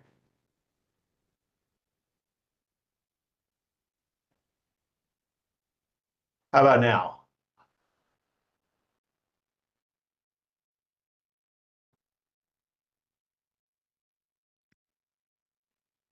Do you see my my slides? All I see so far is just it says viewing your applications, but I just see there it's coming up now, I think.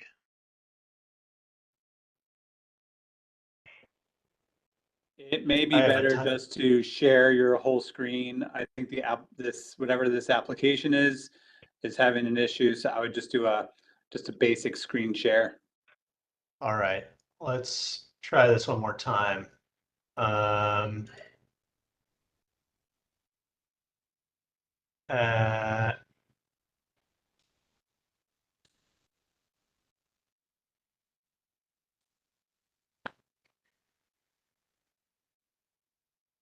Screen one here. So you're still just seeing a blank screen. Right now it's like a red screensaver, so I think you may have shared the other screen or something. Yeah, no, this is something I should have done a dry run here because this is not. Is there any way? I think we had a backup option. Stephen, could you share my slides and I could just sort of advance you through? We try it that way.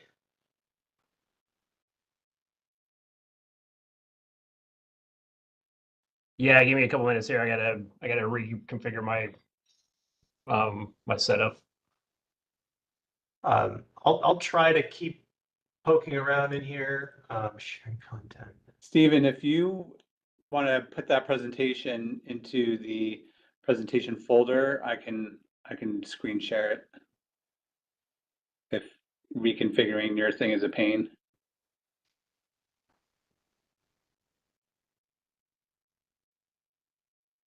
There we go. Oh, that looks good. All right.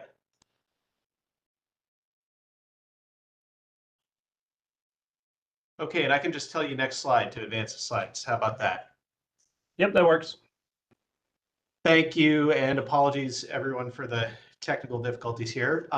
Happy to be here presenting to you from Cape Cod, Woods Hole, Massachusetts. I'm an associate scientist at the Woods Hole Oceanographic Institution, and I'm the lead investigator of the Loch Ness project, which stands for Locking Ocean Carbon in the Northeast Shelf and Slope. Next slide, please. So Woods Hole Oceanographic has a number of projects related to marine carbon dioxide removal. These are all research projects. And we do also have a statement just about how we're approaching this new field of marine carbon dioxide removal and who is positioned in that field. We are really focused on independent research and transparent research. One of the big focuses is on the need for improved observations in the ocean across, everything from physics up through biology and fisheries. Collaboration across different sectors and across scientific institutions and individuals. And finally, to make sure that this science remains ethical and inclusive to everyone. And that's a QR code to that position statement on the WHOI website. Next slide, please. Now, this project is a large interdisciplinary effort. Of course, it started at WHOI, I myself in the lead investigator, but we have a number of different colleagues spanning a number of different institutions. Through funding from NOAA, we have collaborators at Rutgers University, at the Monterey Bay Aquarium Research Institute. We've partnered with a glider manufacturer, an autonomous underwater vehicle manufacturer, to make more observations. And we've also partnered with the Environmental Defense Fund on some of our engagement and outreach efforts. Next slide, please. So to give a sort of large scale view of where carbon dioxide removal fits in here, this is a plot from a report that came out in 2017. And what it shows on the vertical axis is greenhouse gas emissions in gigatons, so billions of tons of carbon dioxide emissions per year. So the y-axis is the rate of emissions. And this is a projection forward in time. So on the x-axis is time moving up to 2100. And the red line is the estimate of what emissions need to do over the next 100 or so years in order to keep global warming to below 2 degrees Celsius globally. And so this is, 2 degrees Celsius is about 4 degrees centigrade.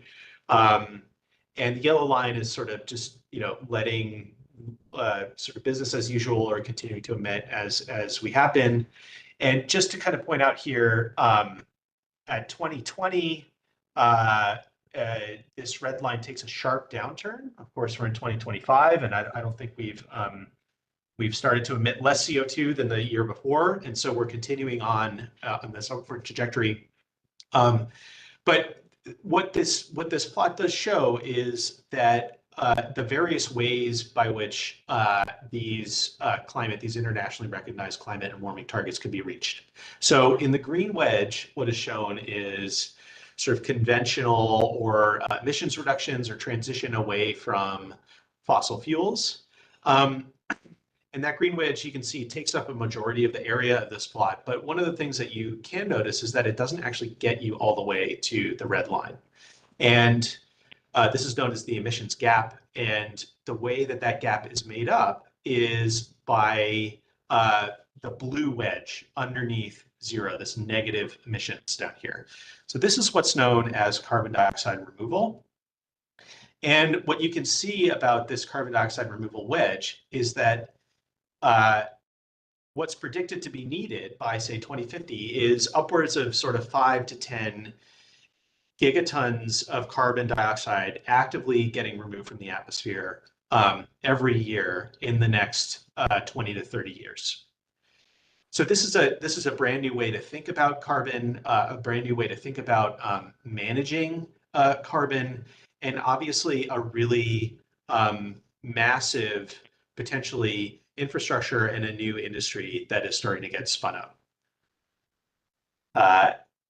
All right, next slide, please. Where does the ocean fit in here? So the ocean fits in because it is the largest reservoir of carbon on the surface of the planet. So the size of different carbon reservoirs here are shown as yellow circles. And what you can see here is that the upper ocean and deep ocean combined store about 38,000 billion tons of carbon dissolved in seawater, essentially as baking soda. And the reason why the ocean can store this much carbon is because it's alkaline. So it has a pH of around 8, maybe a little bit above 8. And the reason it's so alkaline is because it has all these dissolved minerals in it, like magnesium, calcium, bicarbonate, carbonate ion, et cetera, that make the ocean buffered and able to soak up and store all of this carbon. And so what this means is that the ocean actually stores more than 50 times more carbon than the atmosphere holds. There's 50 to 20 times more carbon dissolved as bicarbonate in seawater than there is in all land, plants, and soils combined. And there's 5,000 times more carbon in deep ocean, again, just as dissolved bicarbonate, than there is in all sort of what we think of as traditional blue carbon ecosystems. So things like coral reefs, mangroves, seagrasses, et cetera. And so when we start thinking about where to put all of this carbon that is clearly needing to get removed to hit these climate goals, the oceans have become a real focus of these efforts. Next slide. And so how does this actually work, and where does this ocean alkalinity come into play here? So when we think of the ocean and how it might have operated in the past, sort of pre-industrial times, the ocean is alkaline. As I said, it has a relatively high pH. It's buffered. And what this means is that the ocean has a relatively high carbon storage capacity. And we typically think of, based on our knowledge of the way the system worked before the Industrial Revolution, is that the ocean and the atmosphere were relatively in balance in terms of carbon dioxide. And in fact, maybe even the ocean was a little bit of a source of CO2 to the atmosphere. Next slide, please. Now today, we've really increased the concentration of CO2 in the atmosphere, and a lot of that is actually making its way into the ocean. You kind of think of this, it's like carbonating a soda, right? You put a lot of CO2 in the gas, and a bunch of that is going to make it into the water. What that does is it drives ocean acidification, right? Which lowers ocean pH. That introduces a whole other set of stresses, especially on shellfish and other organisms that grow shells in the ocean. And it lowers the future ocean's ability to continue taking up carbon dioxide from the atmosphere. Next slide, please. Now, what ocean alkalinity enhancement is based on is this natural process of adding alkalinity to the ocean. Now, of course, on geological timescales, this takes tens or even hundreds of thousands of years. But the idea is that by adding alkaline materials to seawater, you increase the alkalinity of the ocean, you increase the ocean's pH and its buffering capacity, making more room for carbon storage, essentially, again, as dissolved bicarbonate. And that is more or less permanently stored in the dissolved phase. So this is the idea behind alkalinity enhancement. Again, it's based on this sort of natural alkalinity cycle. It takes advantage of the very large reservoir of carbon that exists, again, as alkaline forms of carbon in the ocean. And actually, alkalinity enhancement is not necessarily a new approach. So if you go to the next slide, alkalinity enhancement in the form of river and lake liming is actually a relatively common practice. It was used successfully to help restore salmon fisheries that were experiencing low pH from acid mine drainage. And actually, this picture down here is a picture of someone in Kentucky liming a lake to restore pH balance. Next slide, please. Alkalinity enhancement is also routinely used in shellfish hatcheries and aquaculture facilities to help improve shellfish yields. And alkalinity enhancement is also routinely used in drinking water and wastewater treatment to balance pH. In fact, it's even popular now to drink alkaline water. So this is one brand, right, that sells water with a pH of about 9.5. And my sister's a baker, and I'm very food motivated, so I can't help but show a picture of food. So soft pretzels, the sort of classic soft pretzel, the way that you get that characteristic brown shine is actually by boiling pretzels in a lye solution of sodium hydroxide. And so it's also routinely used in food production. Now, what's not known, right, and what is clearly in front of alkalinity enhancement is the idea that it could be used in the ocean and at the scale to be relevant for climate. And that's a big unknown, right? It's known to be used in these other settings. It's known to be safe. But the question is, what does this look like as part of a climate mitigation portfolio? And we're not the only questions, scientists aren't the only the people who are asking this question.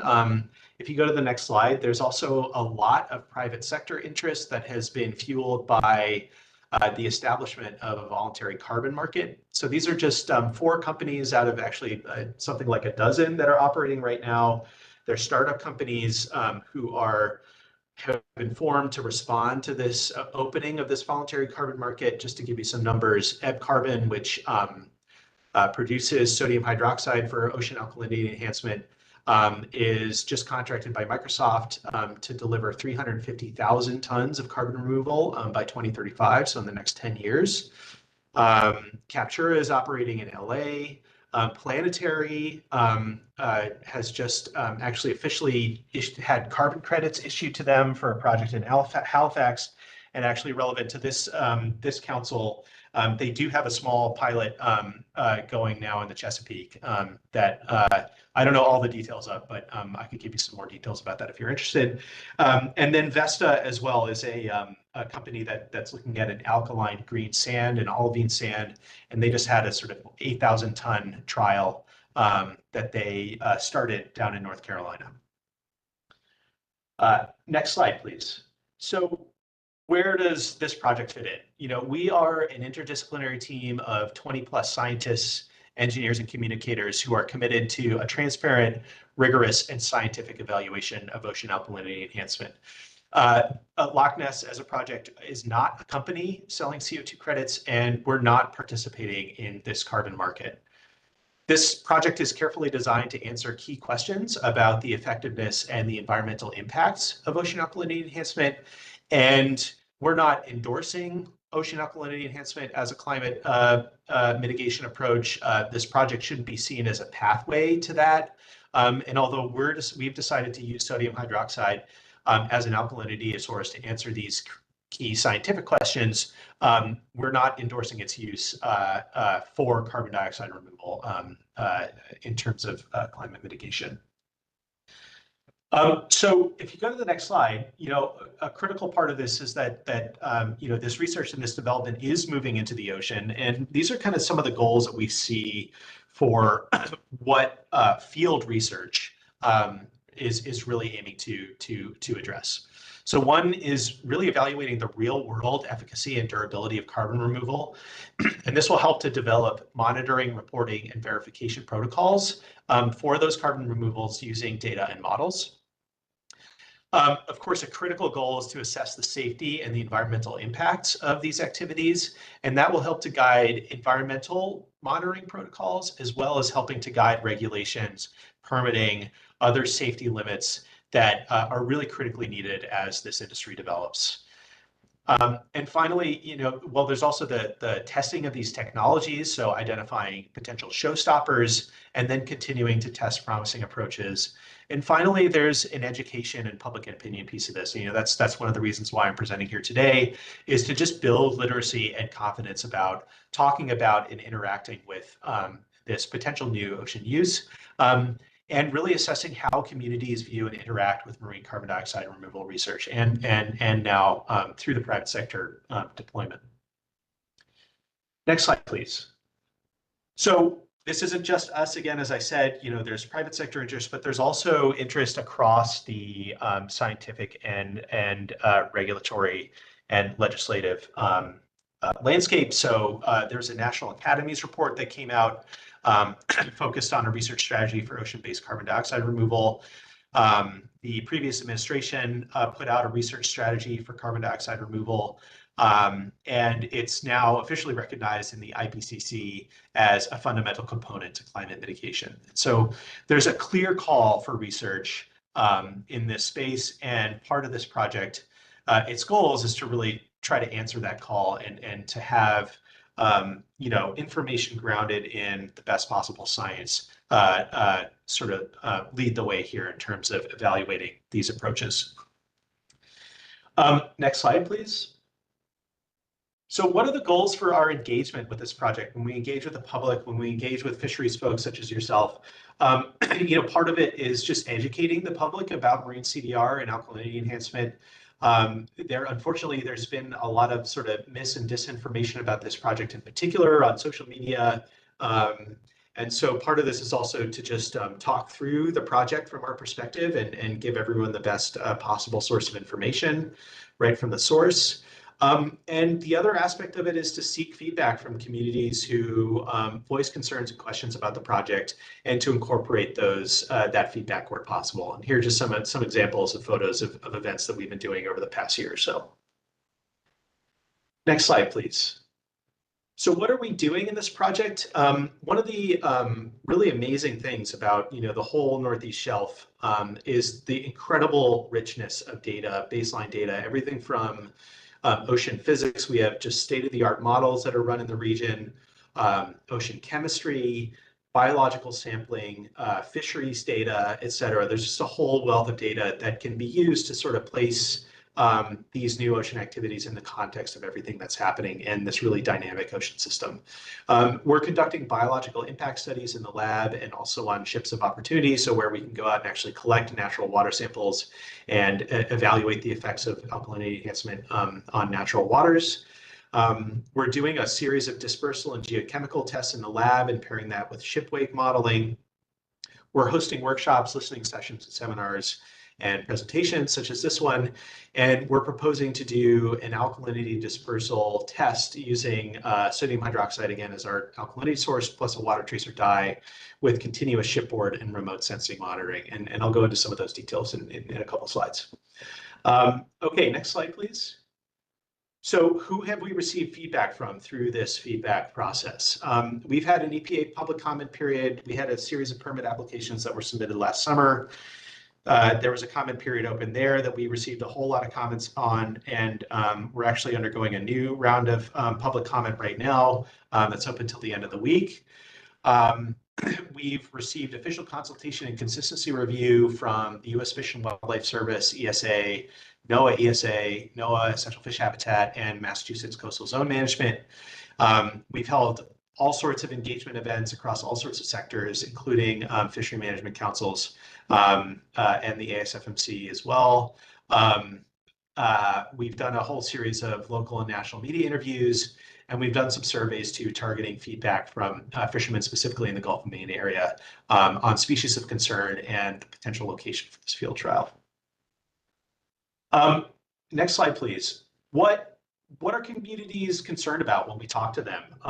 The big one that we hear is commercialization and scaling. This is a brand new ocean use, and it's projected to expand very, very quickly to meet these climate goals. And that's obviously really scary to a lot of people. And that's one of the reasons why we're doing this research is to really try to get some information about what this might look like and whether this is even a possible scalable solution. Life cycle analysis is another big one. What are the economics? Is it in ultimately net removing CO2 from the atmosphere? That's a really big one that we've heard. Ecosystem impacts, so plankton and commercial fish larvae from fishermen, of course, have been an area of concern. Impacts on higher trophic levels, marine mammals, et cetera. And then just spatial overlap with fishing activity. So, can I fish where you're doing your experiment?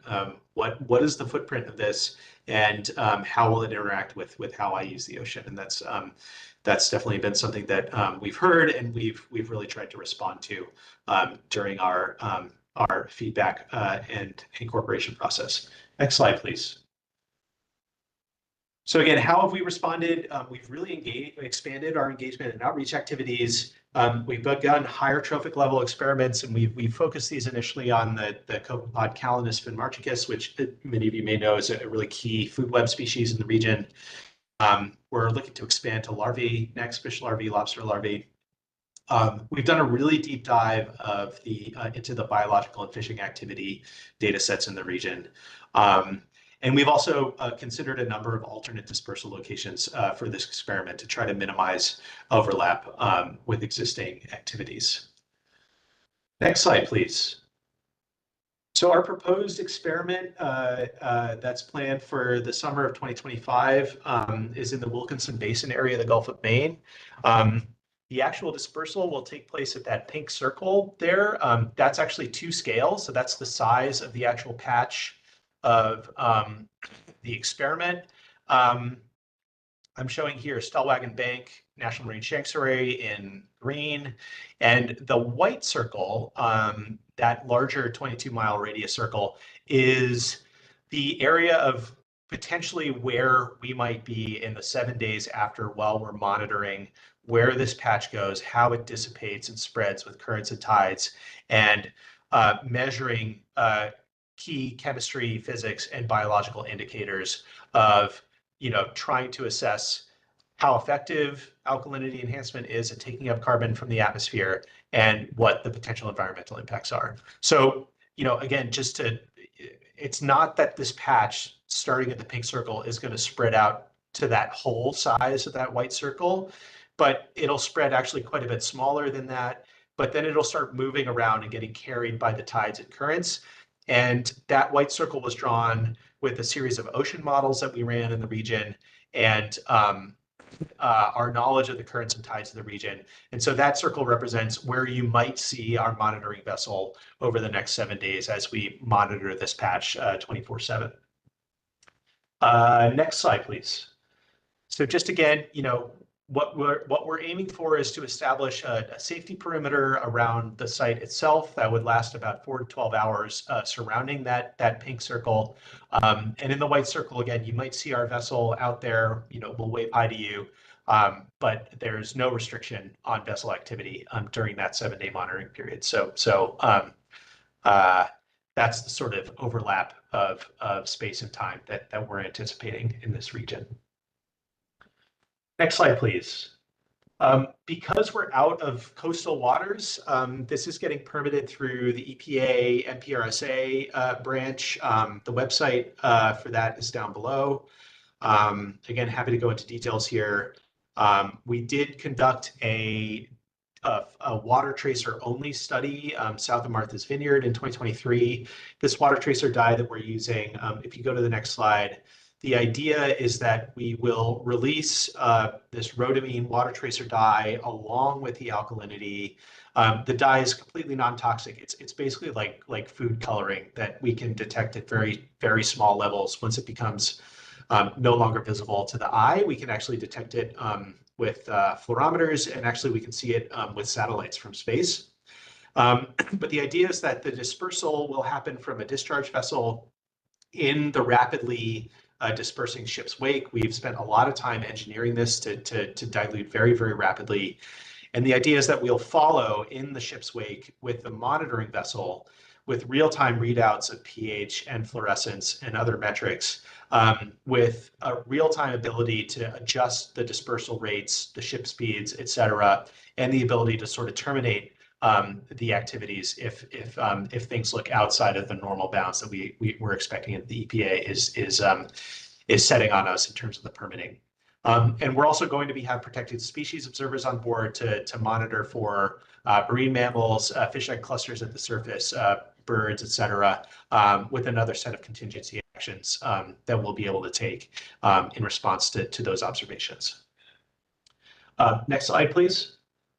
So at the end of the dispersal, we've done a lot of ship wake modeling. The pH drops very, very rapidly behind the ship, and we're expecting the dispersal to reach a pH of about 8.4. So that pink circle will have a pH of about 8.4, or about 0.3 to 0.4 units above the sort of baseline pH, and then continue to dissipate and disperse and dilute after that over the next 7 days. And the next slide shows some of our monitoring activities. So we're doing a whole suite of monitoring with the monitoring vessel after the dispersal is complete. Again, these are measurements that we're going to be taking 24 hours a day. Things like rhodamine concentration, pH, alkalinity, nutrients, zooplankton and phytoplankton abundances, et cetera, against satellite monitoring from space. So we're really trying to capture, if you can think of something, we're probably going to be at least trying to measure it while we're out there. And last slide, I'll just, here's a link to the project website. We are doing one more event through the Elastic Coastal Acidification Network on February 26th with some more events in the future. And, I'm happy to come back and share some updates with results, et cetera, to this group if that would be of interest. So thanks so much for your time. Thanks for listening. I'm happy to take questions now on the presentation. Thank you very much. Do we have any questions?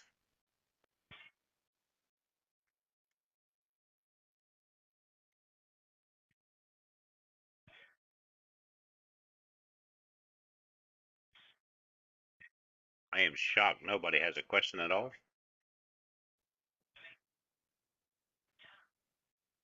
Anna Beckwith?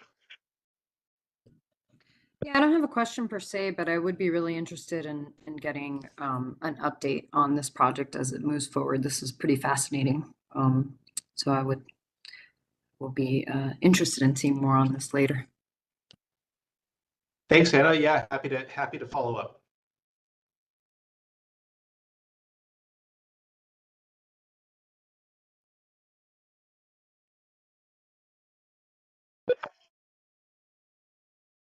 Any questions from the council before I go to the audience?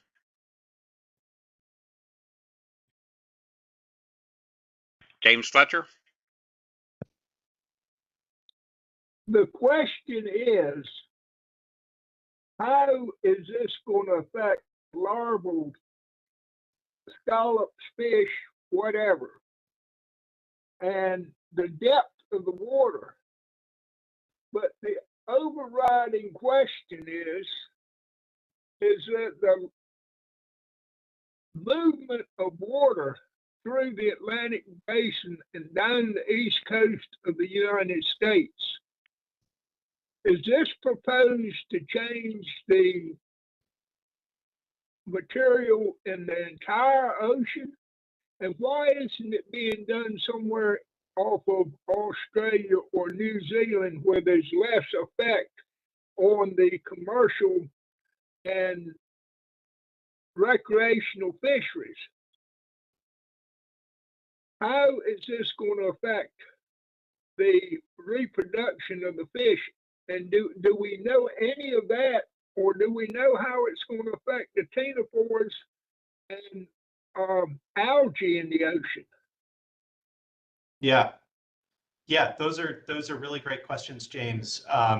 And you know, we've started to conduct some of those experiments on copepods and fish larvae. And actually there's a whole special issue of scientific research that just got published, something like 19 different scientific papers on the biological impacts of alkalinity enhancement on primarily phytoplankton. And there's one study in there on fish larvae and actually up to a pH of, I think, up to 8.9 actually, so above the pH that this patch is going to be in this experiment at about 8.4. It's been shown to have basically negligible impact on phytoplankton health, and even some of the fish larvae responded positively in terms of their growth to the higher pH. Now, this is obviously something that this research needs to continue, and there needs to be more of it. And I think as these activities continue to grow, these questions that you're raising are going to be more and more important to continue asking. And how does this interact with other ocean uses, especially with commercial fisheries? And I would, personally, I'm very interested to see more of that research happening. And we're now partnering with the Northeast Fisheries Science Center to start doing some of that research with commercially relevant larvae species. And that's something that's really come out of, I will say, our engagement with fishermen, with the council, and trying to align some of our research goals with some of the things that you all obviously care about. Now, in terms of, why don't we do this offshore? It's a really good question. And from our perspective, in terms of this experiment, the Gulf of Maine in particular is a really, it's highly suited to be able to measure the carbon uptake part of this. And one of the things that we learned from doing our deep dive into the biological and fishing activity data is that there's also, I'm not going to say that there's no overlap, because there's definitely fishing activity there, but it's less overlap with existing fishing activity. Our activities are limited to the ocean surface. And so again, like you went right to larvae. That I think that's right on. That what we're going to be interested in is things that are spending time at the ocean surface and what the impacts are to those organisms. There's some details that I'm happy to go into about that if you'd like. But in terms of where this might go, the scale of this kind of demands that things move offshore into the open ocean. And so I definitely don't see this as needing to happen only in the coastal zone or in areas that have a lot of other commercial activity. Like this could potentially down the road happen in more offshore areas where there's a whole lot less overlap. But from our experiment, because there's so much baseline data, we really do want to take advantage of the context and being able to place any impacts that we see in the context of all this amazing baseline data that exists in the region. And just the physical and chemical and biological parameters that we've looked at, this region does seem to be the best suited for this experiment. But again, that's by no means an endorsement of doing this all up and down the East Coast for a climate mitigation approach.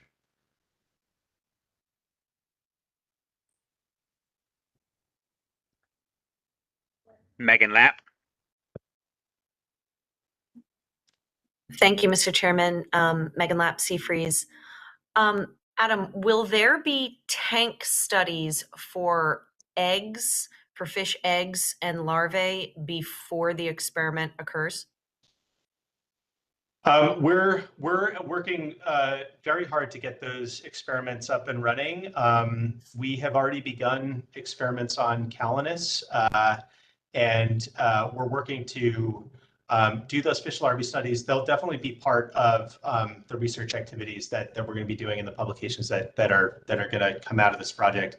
I will say that there have been studies on fish eggs. I don't think it's published yet, but we have been sharing some of that data, and the eggs do appear quite resilient to pH swings. And I'm happy to follow up with you about that study in particular. Yeah. Yeah, I appreciate that because I know, I'm not sure if this part of the project is still going to have the 200 metric tons of sodium hydroxide, but mackerel eggs float near the surface and our entire quota is 600 metric tons for the year. So, right. That's not going to be an area where this stuff gets mixed with ocean water like before it touches them. They will be essentially immediately dumped on. They're right at the surface, and so that I do have a major concern about. So I'd be, obviously that information needs to come out and be made public before anything can go forward. Is it still 200 metric tons? Actually, we've reduced the scope by 75%. So we're now proposing 50 tons of dispersal at that Wilkinson Basin area site. Okay, and what was the rationale for that? Yeah, so we took a look at our tracer only study that we conducted south of the vineyard, and when we really started evaluating that data, we realized that we actually could do a much smaller scale experiment and still meet the scientific goals of evaluating how much carbon would be taken up, so the effectiveness, and tracking key environmental parameters at the same time at the smaller scale. So that's why we pursued that. We want to limit the just the spatial, even just the spatial overlap of our activities, and that was a part of our thinking as well. But what we realized is that, yeah, we can do a smaller scale experiment and still meet our science goals. So that's what we've now proposed. It's a 75% roughly reduction in scale. Got it. Thank you very much. Thanks, Mr. Chairman.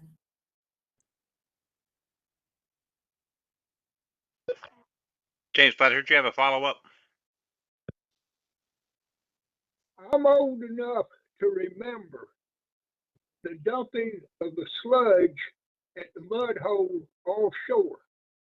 and I was out there as a fisherman and could not understand what was going on. Now, the sludge and acidification and whatnot, but for the council to even consider this is just beyond my belief. We need to look at what happened in the mud hole and the whiting and the ling fishery when that sludge was dumped. And this is just another, I don't even know how to explain it. I'll be quiet, but I just, the frustration of even thinking about allowing something like this and the possible negative effects. I'll be quiet. Thank you for your time, James Fletcher, United National Fishermen's Association. Jeff Kalen. Yeah, thank you, Mr. Chairman.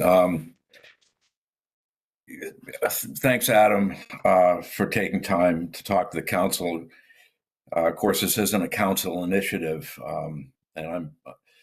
but I do have some concerns. Like, I'm Jeff Kalen with Lund's Fisheries in Cape May. We're vertically integrated with a number of boats, and we operate from Hatteras to the Canadian border and all the way out to Georges and so forth. And back in October, I was invited to be part of the ICE's marine carbon dioxide removal workshop, which you presented at there, of course.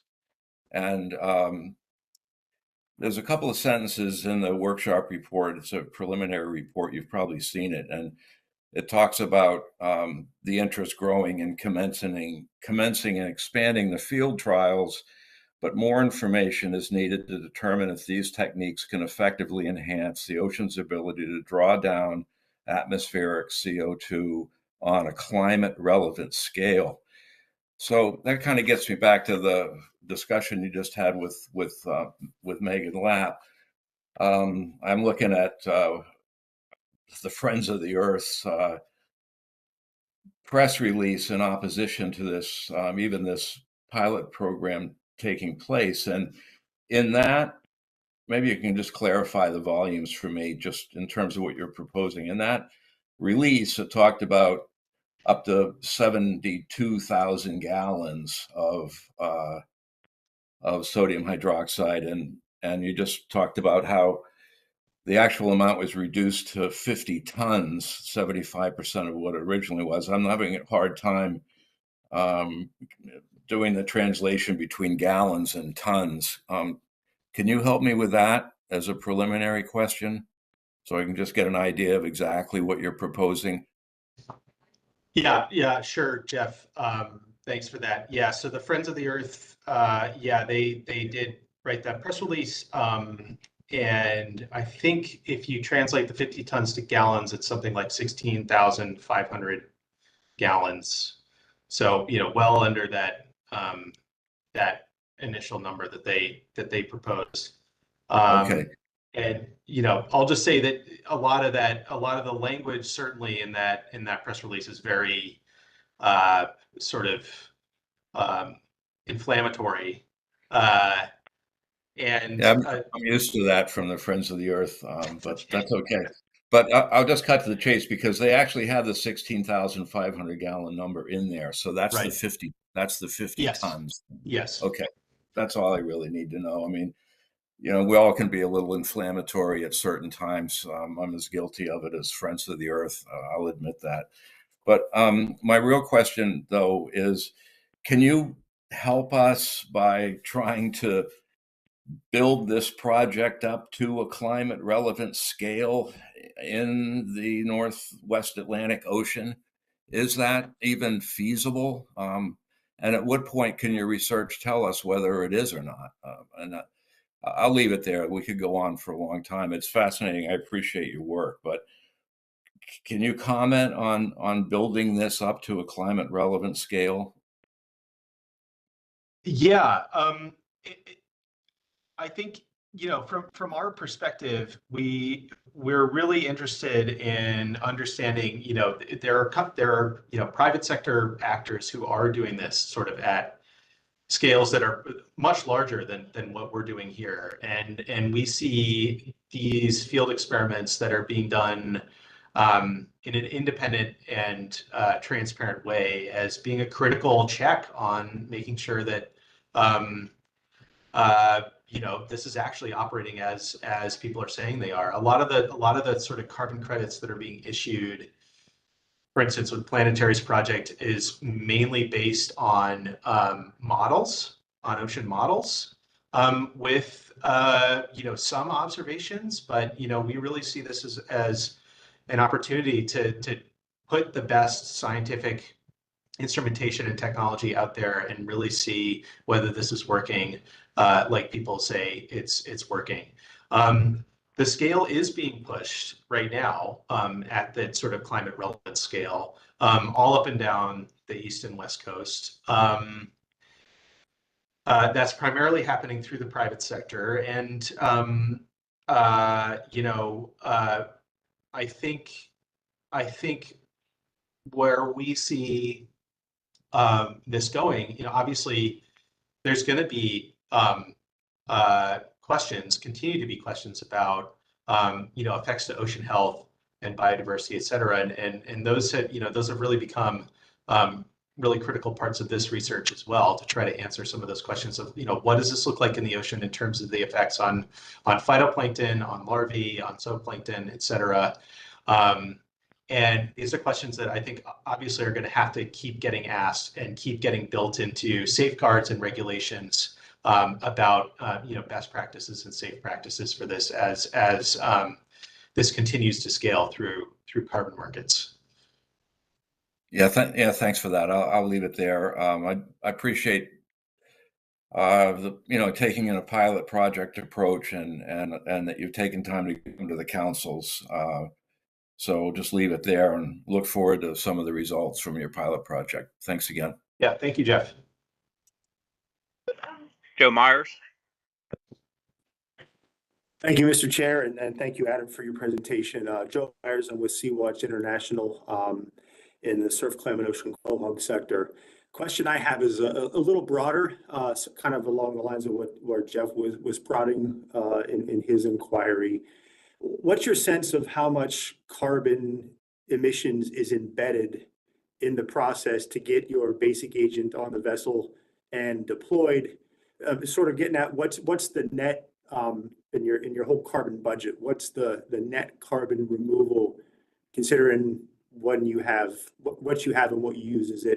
Is there more carbon emissions embedded in the technique that one uses to do this, or in the selection of the material that you use to actually raise the pH? I just want to get a sense of kind of what the net carbon budget is in these kind of efforts. Yeah, thanks, Joe, for the question. So this gets at a sort of life cycle analysis, or sort of cradle to grave. Does this actually remove more CO2 than you'd emit by doing the whole process? That hasn't been a primary research goal for us to try to answer that question. I think it'd be quite interesting for us to do that calculation at the end of the day. We have partnered with a research group in Switzerland who is actually asking this question specifically about electrochemical sodium hydroxide generation based alkalinity enhancement. So stay tuned for more results on that. We're sort of giving them data that they're feeding into economic models about life cycle assessments for this. The other kind of piece of information that I can give as an answer to this question is that Planetary did get carbon credits issued for their project up in Halifax Harbor. And that project released about just under 300 metric tons of magnesium hydroxide. So that's like milk of magnesia brucite. And they got issued 140 carbon tons of credit. And that's net removal. So that is, soup to nuts, everything, the whole process. So their efficiency there, if you want to think about it like that, is basically 50%, right? So for every ton of stuff they add, they get half a ton of carbon removed in the net. So that is, and one of the things about this process is once you do it, once that carbon is removed and stored as bicarbonate, it's essentially permanently stored. So the durability aspect of this is essentially, tens, if not hundreds of thousands of years. So there is some indication that this could be, this process as a whole could be net carbon negative. But again, the assumptions that go into those models, making sure that those models are actually, accurate to ocean processes. These are all things that we're hoping to address with this research, and I think a lot of the research community is trying to address overall. Not to mention all of the potential ecological impacts and how this interfaces with ocean health and fisheries, et cetera.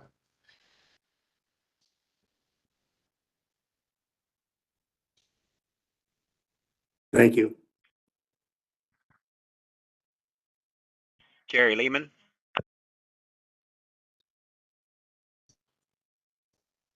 Thank you, Mr. Chair. Thank you for the presentation, Adam. My question is simple. I mean, we ended up taking the tracer down at the Mid-Atlantic, but yet we haven't put a tracer in Wilkinson's Basin looking at that current structure. And I believe the rationale by removing that 20-ton dump in the Mid-Atlantic was due to there was a concern on impacts on larval life. And were those same considerations taken into Wilkinson's due to the fact it's the most highly productive used piece of bottom in the Northeast? And, the same substrates of deep water settlements, which is what I gathered you were explaining at a couple of your presentations. We have less use historically from the fishing community, either further down east or further off to the eastern on the Hague. Is there a rational reason why we didn't move these projects over to there? And what are the impacts most likely? And the secondary question is on the tracing of the carbon capture, are you using any form of tracers like SF6 or SF5? Thanks, Jerry. Thanks for your questions. I appreciate you keeping up with the project. So we did a tracer study south of the Vineyard, and that kind of let us validate a lot of our monitoring technologies and approaches. And one of the things that we did do, and we have done in the meantime, is run an ocean model, a high resolution ocean model at that Martha's Vineyard site, and then the south of Martha's Vineyard site, and then also at the Wilkinson Basin site. One of the things that we learned about the south of Martha's Vineyard site is that the model and our tracer results were in really quantitative agreement, which suggests that our model is well suited for at least establishing, rough spatial extent, dilution criteria, the effect of currents and tides. And that gave us confidence to propose this Wilkinson Basin site. We have we have actually 10 years of monthly model runs that we've looked at that site to really understand where that water might go, how it might spread, and the extent, the spatial extent, temporal extent of this experiment. Your question about the tracer, we are not proposing to use SF6 as a tracer in this experiment. We're using this non-toxic water tracer dye called rhodamine. There are sort of technical advantages to that. And we have not found SF6 to be something that we're going to try for this round of experiments. I know other groups are proposing to use SF6, and they have their reasons for that. In terms of the larval impact, one of the reasons we did, we met with fishermen down in Rhode Island who really emphasized to us that the high abundance of larval fish down south of the Vineyard. And sure enough, and when you look at the NOAA EcoMon monitoring surveys of fish larvae and zooplankton, that site, just south of the Vineyard in Nantucket is incredibly rich in terms of larval abundances. And that's definitely something that we took into account. And so when you look at the larval abundance south of the Vineyard versus in Wilkinson Basin at this time of year, sort of August time of year, it's actually, it's 300 times fewer larvae in the Wilkinson Basin area than there is south of the vineyard. So that was, again, one of the main reasons why we wanted to move, and why we chose this Wilkinson Basin site, because it has a very, very low larval abundance at that time of year. And then in terms of the ground fish, we do know that there's active ground fishing in that area. Again, our activities are restricted to the upper part of the water column, but there is just the spatial overlap, and we're trying to be as clear as possible about exactly when we're going to be there and when those spatial overlaps might exist, to make sure the fishermen are just aware and informed about our activities out there. Yes, just one follow-up question. I mean, if the trawling fleet is going to be out there, that's a direct driver for cetaceans. Has Woods Hole Oceanographic Institute looked in harassment takes for cetaceans? Harassment takes. Can you just tell me, like, yeah? So I guess what's a typical harassment take for you? Well, I'm just saying, if we have actual fishing activity taking place, actual porpoises following these vessel activities in the most highly productive area would mean there would probably most likely cetaceans in the area where we're dumping sodium hydroxide. So yeah, I know where you're talking about putting marine mammal observation on there, but who's to say a whale sleeping under the water? Well, I will say, we have had, official consultation with NOAA Endangered Species Act and U.S. Fish and Wildlife Service, and they agreed with the EPA's assessment and have no requirement for us for any take has been necessary. This is a one-time activity, and they have clearly assessed the risk there and made their determination.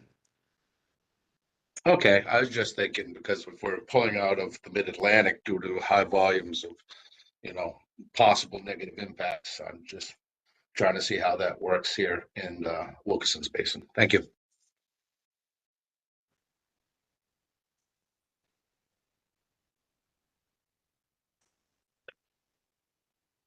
Any more questions for Adam?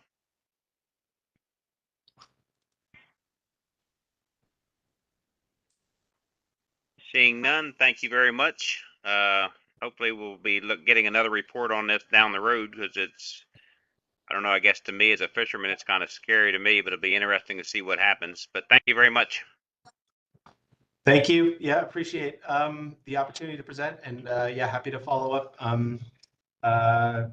when you want. Thanks again.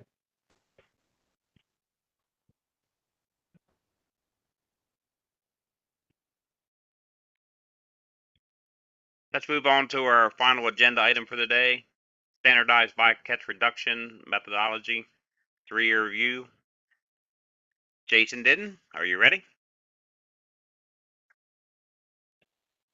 Yes, Stephen, you might need to make me a presenter again. I'm getting a thing, it won't let me share. There we go.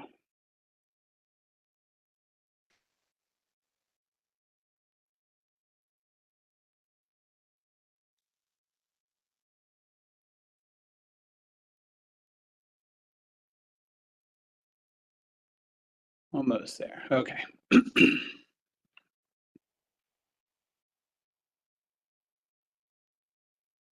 Okay, thank you. So as part of the standardized bycatch reporting methodology, there is a 3-year review. And I think New England did their presentation on this in early 2024. Things were mostly wrapped up, but the publication just came out. And so there's a link to that publication there. I'm going to go through a fair bit of background for this.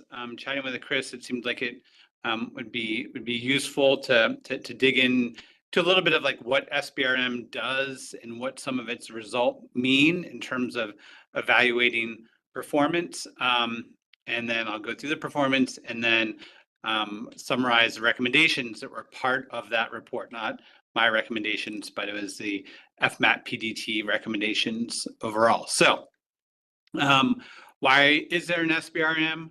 Kind of Magnuson starts pretty generally in the policy findings section to start, just noting that Congress encourages development of practical measures that minimize bycatch and avoid unnecessary waste of fish.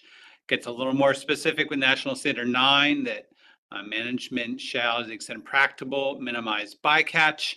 And throughout this presentation, and if you see some like dots, I've kind of like there may be other things in there too. I've just tried to shorten it up, but retain the content.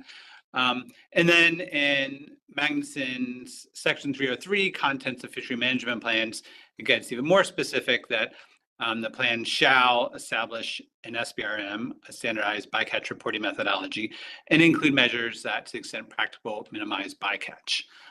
So we have this legal, very specific requirements for bycatch, and then we also have, we've discussed this with spiny dogfish earlier, annual catch limits and discards count for ACL monitoring and potential paybacks.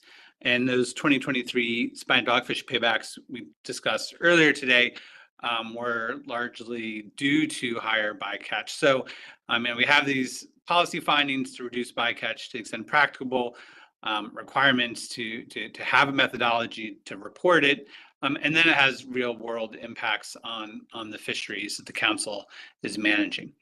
So what does SBRM do? And the most basic thing is planning and executing observer coverage.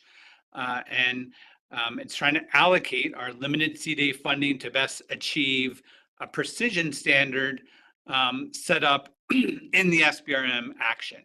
And it's kind of an interesting precision standard, I think. It's looking for a 30% coefficient of variation, and that's a measure of precision or less, for each species group designated in SBRM and each SBRM fleet.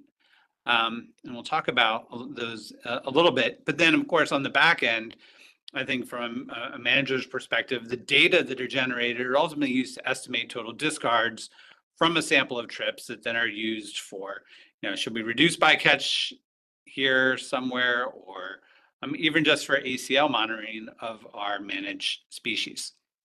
So these are the species groups in the SBRM. And so for like bluefish, and they're generally aligned with our FMPs. So bluefish species group in SBRM is just bluefish, but there's also a squids, mackerel, butterfish species group. And SBRM, when it's trying to calculate coverage, it's looking at total discards of bluefish, and then also total discards of longfin, ilex, Atlantic mackerel, chub mackerel, and butterfish combined as an amount. And then it's looking at the SBRM fleets. There are about 70 of them. These are the first 8. And so the access area and trip category is mostly a New England and scallop thing, but focusing on the region and mesh. So like number 6 here is otter trawl, mid-Atlantic large mesh. Fleet 7 is otter trawl, New England small mesh. And you've got 70 of these combinations. And so like SBRM says, okay, we're looking at total discards combined of the squids, mackerel, and butterfish in this fleet. Well, it's actually in all of these fleets. And it's trying to make the total discards of that group of species. Of course, if it's like spiny dogfish or bluefish, it's just one, should be equal to or less than a 30% CV. And so on for all the combinations of the species groups and all the fleets. And that's like the initial goal. And turtles are kind of similar. Instead of like in a year, it's over 5 years, but turtles are in the mix too and drive coverage. And then so they calculate the total sea days needed to meet that precision goal for all the species groups and all the fleets. But we don't have enough money for that. So then it starts taking away targeted coverage in some of those fleets in a way to minimize that impacts. And the next to last that doesn't get eliminated gets the last bit of funding. And penultimate means next to last. So it's called the penultimate approach, where it calculates the goals, then starts pulling away the coverage from those fleet species group combos until we get to a point where we can actually fund the next to last, the penultimate cell, and it's this giant Excel spreadsheet that's looking at all these things. So why care about a 30% CV for each species group in each SBRM fleet? I think it's kind of a funny thing to target, but first of all, there's a lawsuit and it said it has to be standardized, and that's very standardized. And it also generally results in what I think are reasonable discard precision for many stocks that the councils are assessing and managing. And we can't know the total discards, so we're sampling trips and estimating. And the SBRM is how it gets allocated. Even though we're more concerned about discards of summer flounder. Well, why are we managing for summer flounder, scallop, black sea bass combined in all these species groups? It's how it was set up, but it does give us, again, we can use the same information to calculate total discards for the things that I think we're really concerned about, like annual discards of spiny dogfish. And then we can also look at the overall CVs for those totals. And what is a CV? And I went down a deep rabbit hole on some creative ways to explain this, and didn't really come up with something that I thought didn't cause more confusion with my creative ways. So I'm going to keep it kind of boring. But basically, the CVs tell us about the precision of the estimates, and it's not a perfect assessment of precision. It speaks to the imprecision coming out of the sample design, but it doesn't include all the variability and error, like if observer measures or weighs a fish. That's not included in the CV. It's really just focused on the imprecision from the sample design, that we're not sampling all the trips. Also doesn't tell us anything about statistical bias. And this is really part of my rabbit hole I went down, but it was a good indication to me of how confusing these CVs are. The CV can be used to kind of estimate a confidence interval. And this is a neat study. This research team, they went and they asked 442 first-year psychology students who are in a statistics class, 34 master's psychology students who had a lot of statistics training, and then 120 researchers about they gave them this, here is a study did, and then they asked them these questions. And they said, which of these are true based on the statistics we're showing you? There are actually 120 researchers, but 2 of them couldn't follow directions, so their answers were thrown out. But so none of these conclusions were actually true, followed what the statistics meant. But you can see most, and a lot of these questions, most of these people who, especially the master's students and researchers, know a lot about statistics, they were saying, yes, that's a true statement, while in reality, it's none of these were true. So, people say there are lies, damn lies, and statistics. I think it's just more that there's a lot of confusion about what statistics mean. But one way that I was thinking of looking at it is, in terms of targets, if you're looking at what's something that has good precision, clearly the target on the right here has good precision and it's accurate. The one on the left, not as precise. That one on the left, if you're calculating the mean of those, it's going to have a higher CV because there's more spread.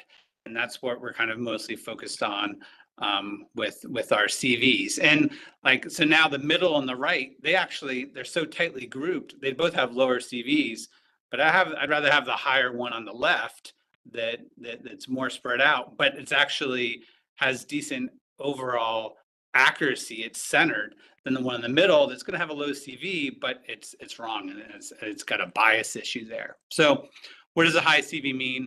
It's all relative. I think the higher CV, I think overall means it's more likely that the value we've estimated from a sample might be far off from the true discards that occurred. That's kind of where I ended up. And I think the 30% CV goal, even though applied to the species groups as a way to allocate observer coverage, isn't exactly what we want. I think the 30% CV for the final estimates is still a reasonable kind of threshold. MRIP MRIP estimates, National Marine Fisheries Service advises caution using them if they're above a 30% PSC, which is a similar measurement here. So if you see a 30%, above a 30% CV, there's some potential concern. How useful is that number? Is it reflecting the true? Is that estimate maybe far off from what actually happened that we're trying to estimate? And even a 20% CV wouldn't mean that's perfection, but it's going to be more precise than the 30% CV. So thinking back to that, those bullseyes, bias is just as important as precision, and maybe sometimes even more so, because you don't always know that you're biased on an estimate. And so SBRM tries to address that with the sampling design, like, don't take all your samples in 1 month, spread it out through the year. It estimates and measures discards differently by gear types, and we often do that in assessments. And don't go just on one vessel, get a good spread. So SBRM sampling is designed to try to be representative to avoid bias. So, even if we're on the left of these and our precision is poor, at least we're not in the middle where we think it's good, but we're biased and off. So, okay, so the review goals, what levels of coverage have we had? This is a 3-year review. Back to the report, what kind of encounters have we seen? What are the methods, estimates, precision? What kind of effectiveness have we met that species group fleet goal? Does it matter if we haven't? Potential for bias. Also note in this review is more limited than some others because we've got some big data gaps in from COVID. So the SBRM years are named slightly oddly. This is like 21, 22, 23, but there's because of funding or how the observer program works, it's really July 1, 19 through June 30, 2022. Those are the 3 years. Only that last year got the full year of analysis because of COVID disruptions. This is a review team. It's a joint FMAT, Fishery Management Action Team, and PDT, Plan Development Team, with New England and the Mid-Atlantic. Brant McAfee is the lead on this and helped me a lot with this presentation also to make sure I was getting things right. So it's a mix of GARFO staff, Science Center staff, the commissions in there, both councils. Okay, performance. What happened in these 3 years? So there are roughly about 411,000 total VTRC days, and we had observers on about 3.5% of them. And trips wise, about 211,000 VTR trips, and we had observers on 4,900 of them. So about 2.3% of trips were covered overall in Mid-Atlantic, New England. Now, about a third of those 211,000 trips were lobster trips with really low coverage. So if you're just looking at gillnet and trawl, it might be a bit higher when you take those lobster trips out of there, but still, 2, 3, 4% here. 295 species identified, both fish and vertebrates, marine mammals. Those 14 SBRM species groups, which is the Council Managed Species, accounted for about 90% of the total weight observed. There was 116 million pounds of catch observed over the 3 years. 20% of that was observed discarded. That's not the total discards, and this is not an estimate. This is just raw observer data here. The pounds of total catch that occurred and pounds of discard that occurred are different than these amounts. This is just raw observed data here. So the percent of the fleet species group combinations that met the performance standard went down. And someone has their has their mic open. Stephen, can you find that person? Thank you. Okay, so we had went down from meeting 86% of the fleet and species group combinations to 64%. It's likely a mix with the COVID data gaps. Then we didn't have the same data to estimate where do we need to put observer coverage to try to meet the performance standards, and then just general funding shortfalls can't fund and everything. So we do all that, and then again, from my perspective, as involved in management, it's okay, those species groups, fleets are interesting, but how about stocks? What stocks, when we do an assessment, are we above a 30% CV for our estimates of discards? And so there's another table in that report that lists and recent assessments and the different annual discard CVs for the different stocks. So these are the ones that were above a 30% CV. I think some of these, like surf clam and ocean quahog, the discards are super low. Doesn't matter. For some of the other stocks, it may matter more. And there's a few non-FMP stocks that we included in there too. But again, so some of the stocks were not getting a 30% CV on the overall discard estimate, which is not a goal of SBRM per se, but I think is really like the most important end goal. But most of the stocks were getting below a 30% CV on the discard estimates. So we also there's some turtle information. I went to a couple publications of what are CVs on turtles. So bottom trawl interactions and these actually are estimates in the Mid-Atlantic and on Georges Bank. So those are loggerheads, Kemp Ridleys, and leatherbacks. So the CV on loggerheads is pretty good. The others are pretty high. And these are over 5 years. So they're combining data. If you were to try to break these down into an annual estimate, those CVs I think are going to be a lot higher. But they're combining data to try to get more data in there and have better CVs. Sync gillnet interactions, I think it extends a bit further north than the estimates for trawl, but over 5 years, these were the estimates from that. And again, these are those other documents. So they may be updated or a little behind the SBRM review, but they're the most recent available. So again, in the gillnet, the sync gillnet estimates are, and again, these are not interactions, these are estimates. The interactions are a lot lower. So these are estimated from the interactions that were observed in these fisheries. So pretty high CVs here. Some of these, some of these CVs, if you transform them into confidence intervals, are going to include 0. So they're imprecise. I thought this was an interesting figure in the report. It's the 14 fish groups that are in the SBRM, and then the discard reason why they're discarded. So it varies by fishery. Look at dogfish. The primary discard reason is no market there. Other fisheries, either regulations or quality issues can pop up. It kind of varies by fishery. Certainly, market seems to be a driving force for many of them. And again, it's like kind of have to dig in case by case. Like surf clam ocean quahog, the percentage of discards due to quota is there. But I mean, discards are a really, really small amount. So it's like,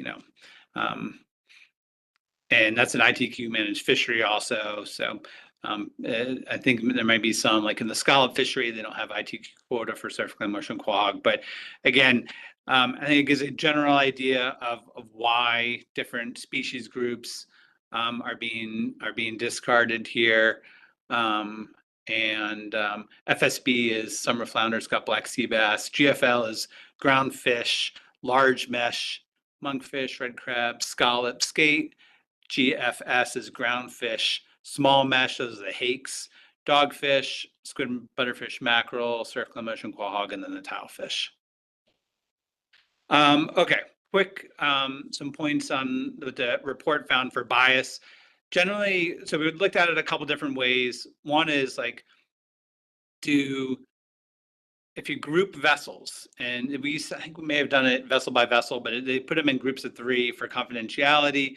If you group them and look like how many trips did they take versus how often did they get observer coverage, and there were a few vessel groups that appear to have like higher or lower than expected observer trips relative to their VTR trips, but generally it seemed to follow pretty reasonably closely. But maybe some additional follow-up of that would be good after the next go around, because like some of the COVID disruptions for observer placement. So this is like an example of one of them. This was for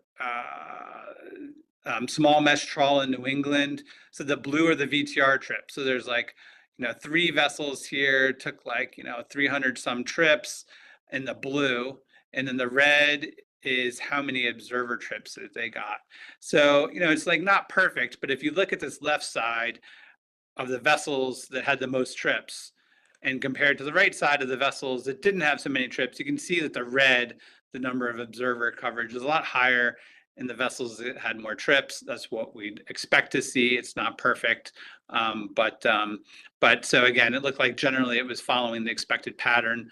Also looked at differences in mean trip duration and kept weight, VTR versus observer. Like if you look at VTR trips and observer trips, there's one larger, didn't see no large scale systematic bias.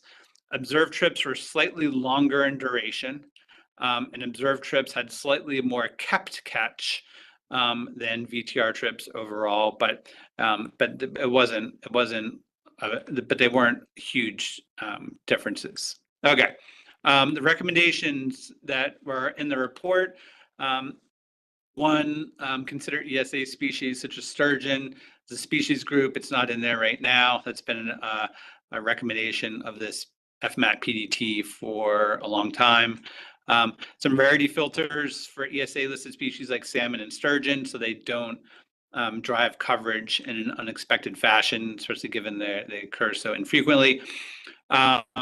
For the center and the regional office to finalize some draft guidance on like what you would do if you're adding new federally managed species to the SBRM. But I think they're focusing that on just new federally managed species, not other species that may be of interest despite not being federally managed. Expand some VTR audits to reduce or prevent erroneous fleets.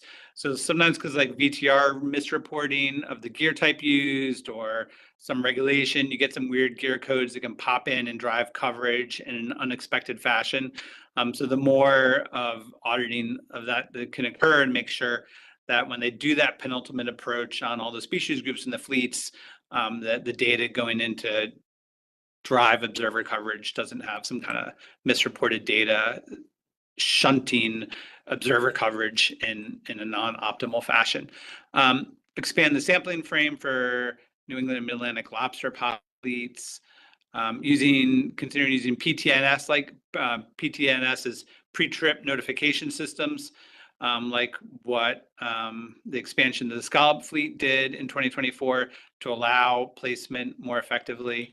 So when we do this analysis, we're not counting in terms of these CVs that FMP fishery management plan compliance monitoring trips. Like if a particular fishery management plan has a particular kind of coverage that's outside of the SBRM, that doesn't go into figuring out is SBRM meeting its goals.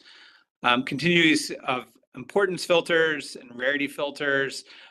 Again, I gave you like the overview of how SBRM is peeling away coverage, but it also like goes and looks, is it occurs so infrequently that we don't want to go chasing ghosts here.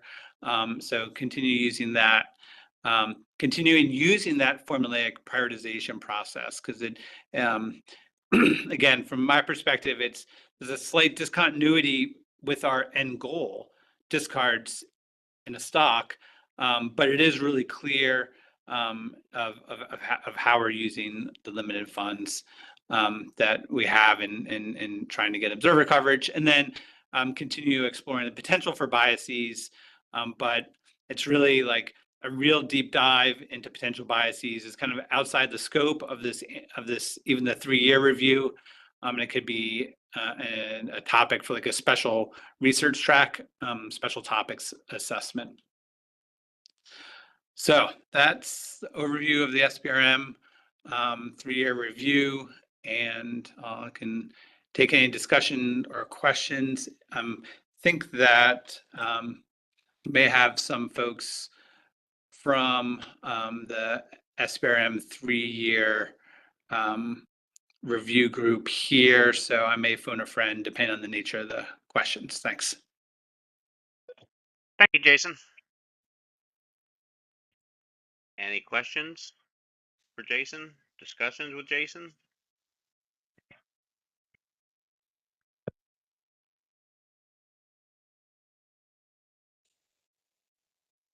Michelle Duval? Thank you, Mr. Chair, and thanks, Jason, for the deep dive in the background on this. I really appreciated it. I noticed that in the executive summary that was sent around, it mentioned that most fisheries have 5% observer coverage or less of the fisheries that are included in this. And so, and I'm just thinking to the recommendations that you just reviewed. So, I mean, are there the fishery, like the compliance fisheries, are those ones where like, 100% observer coverage is required? And so those are not included in this. Am I understanding that correctly?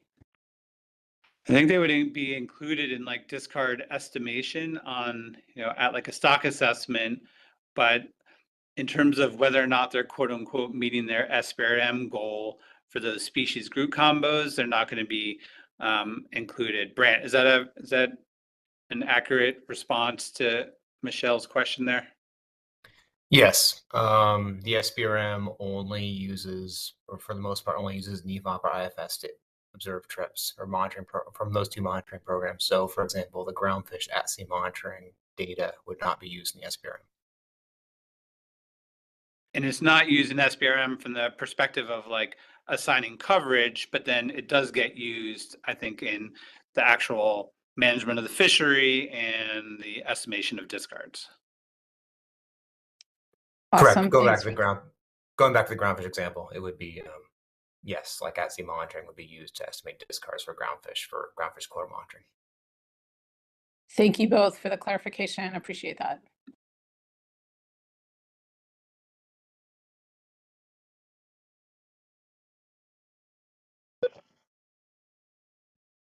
Any further questions or discussions?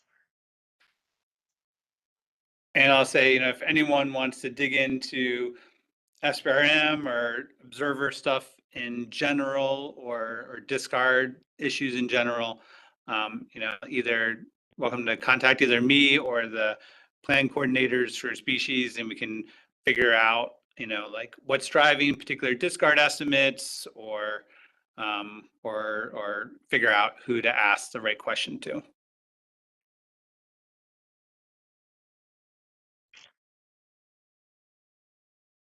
All right, Jason, thank you very much. That concludes all the agenda items on for today. Let's come back tomorrow morning at 9 o'clock and do our business session. Hospitality tonight will be at Chris Moore's house, free. You have to be there by 4:15 because he's going to lock the door on you. So Gotta hustle. hopefully we'll get everybody there. All right, with that, we'll see everybody tomorrow morning. Thank you. Take care, everybody. Thanks. Have a good night. Bye. Thank you. Thank you. Thanks, Wes. Thanks, Wes.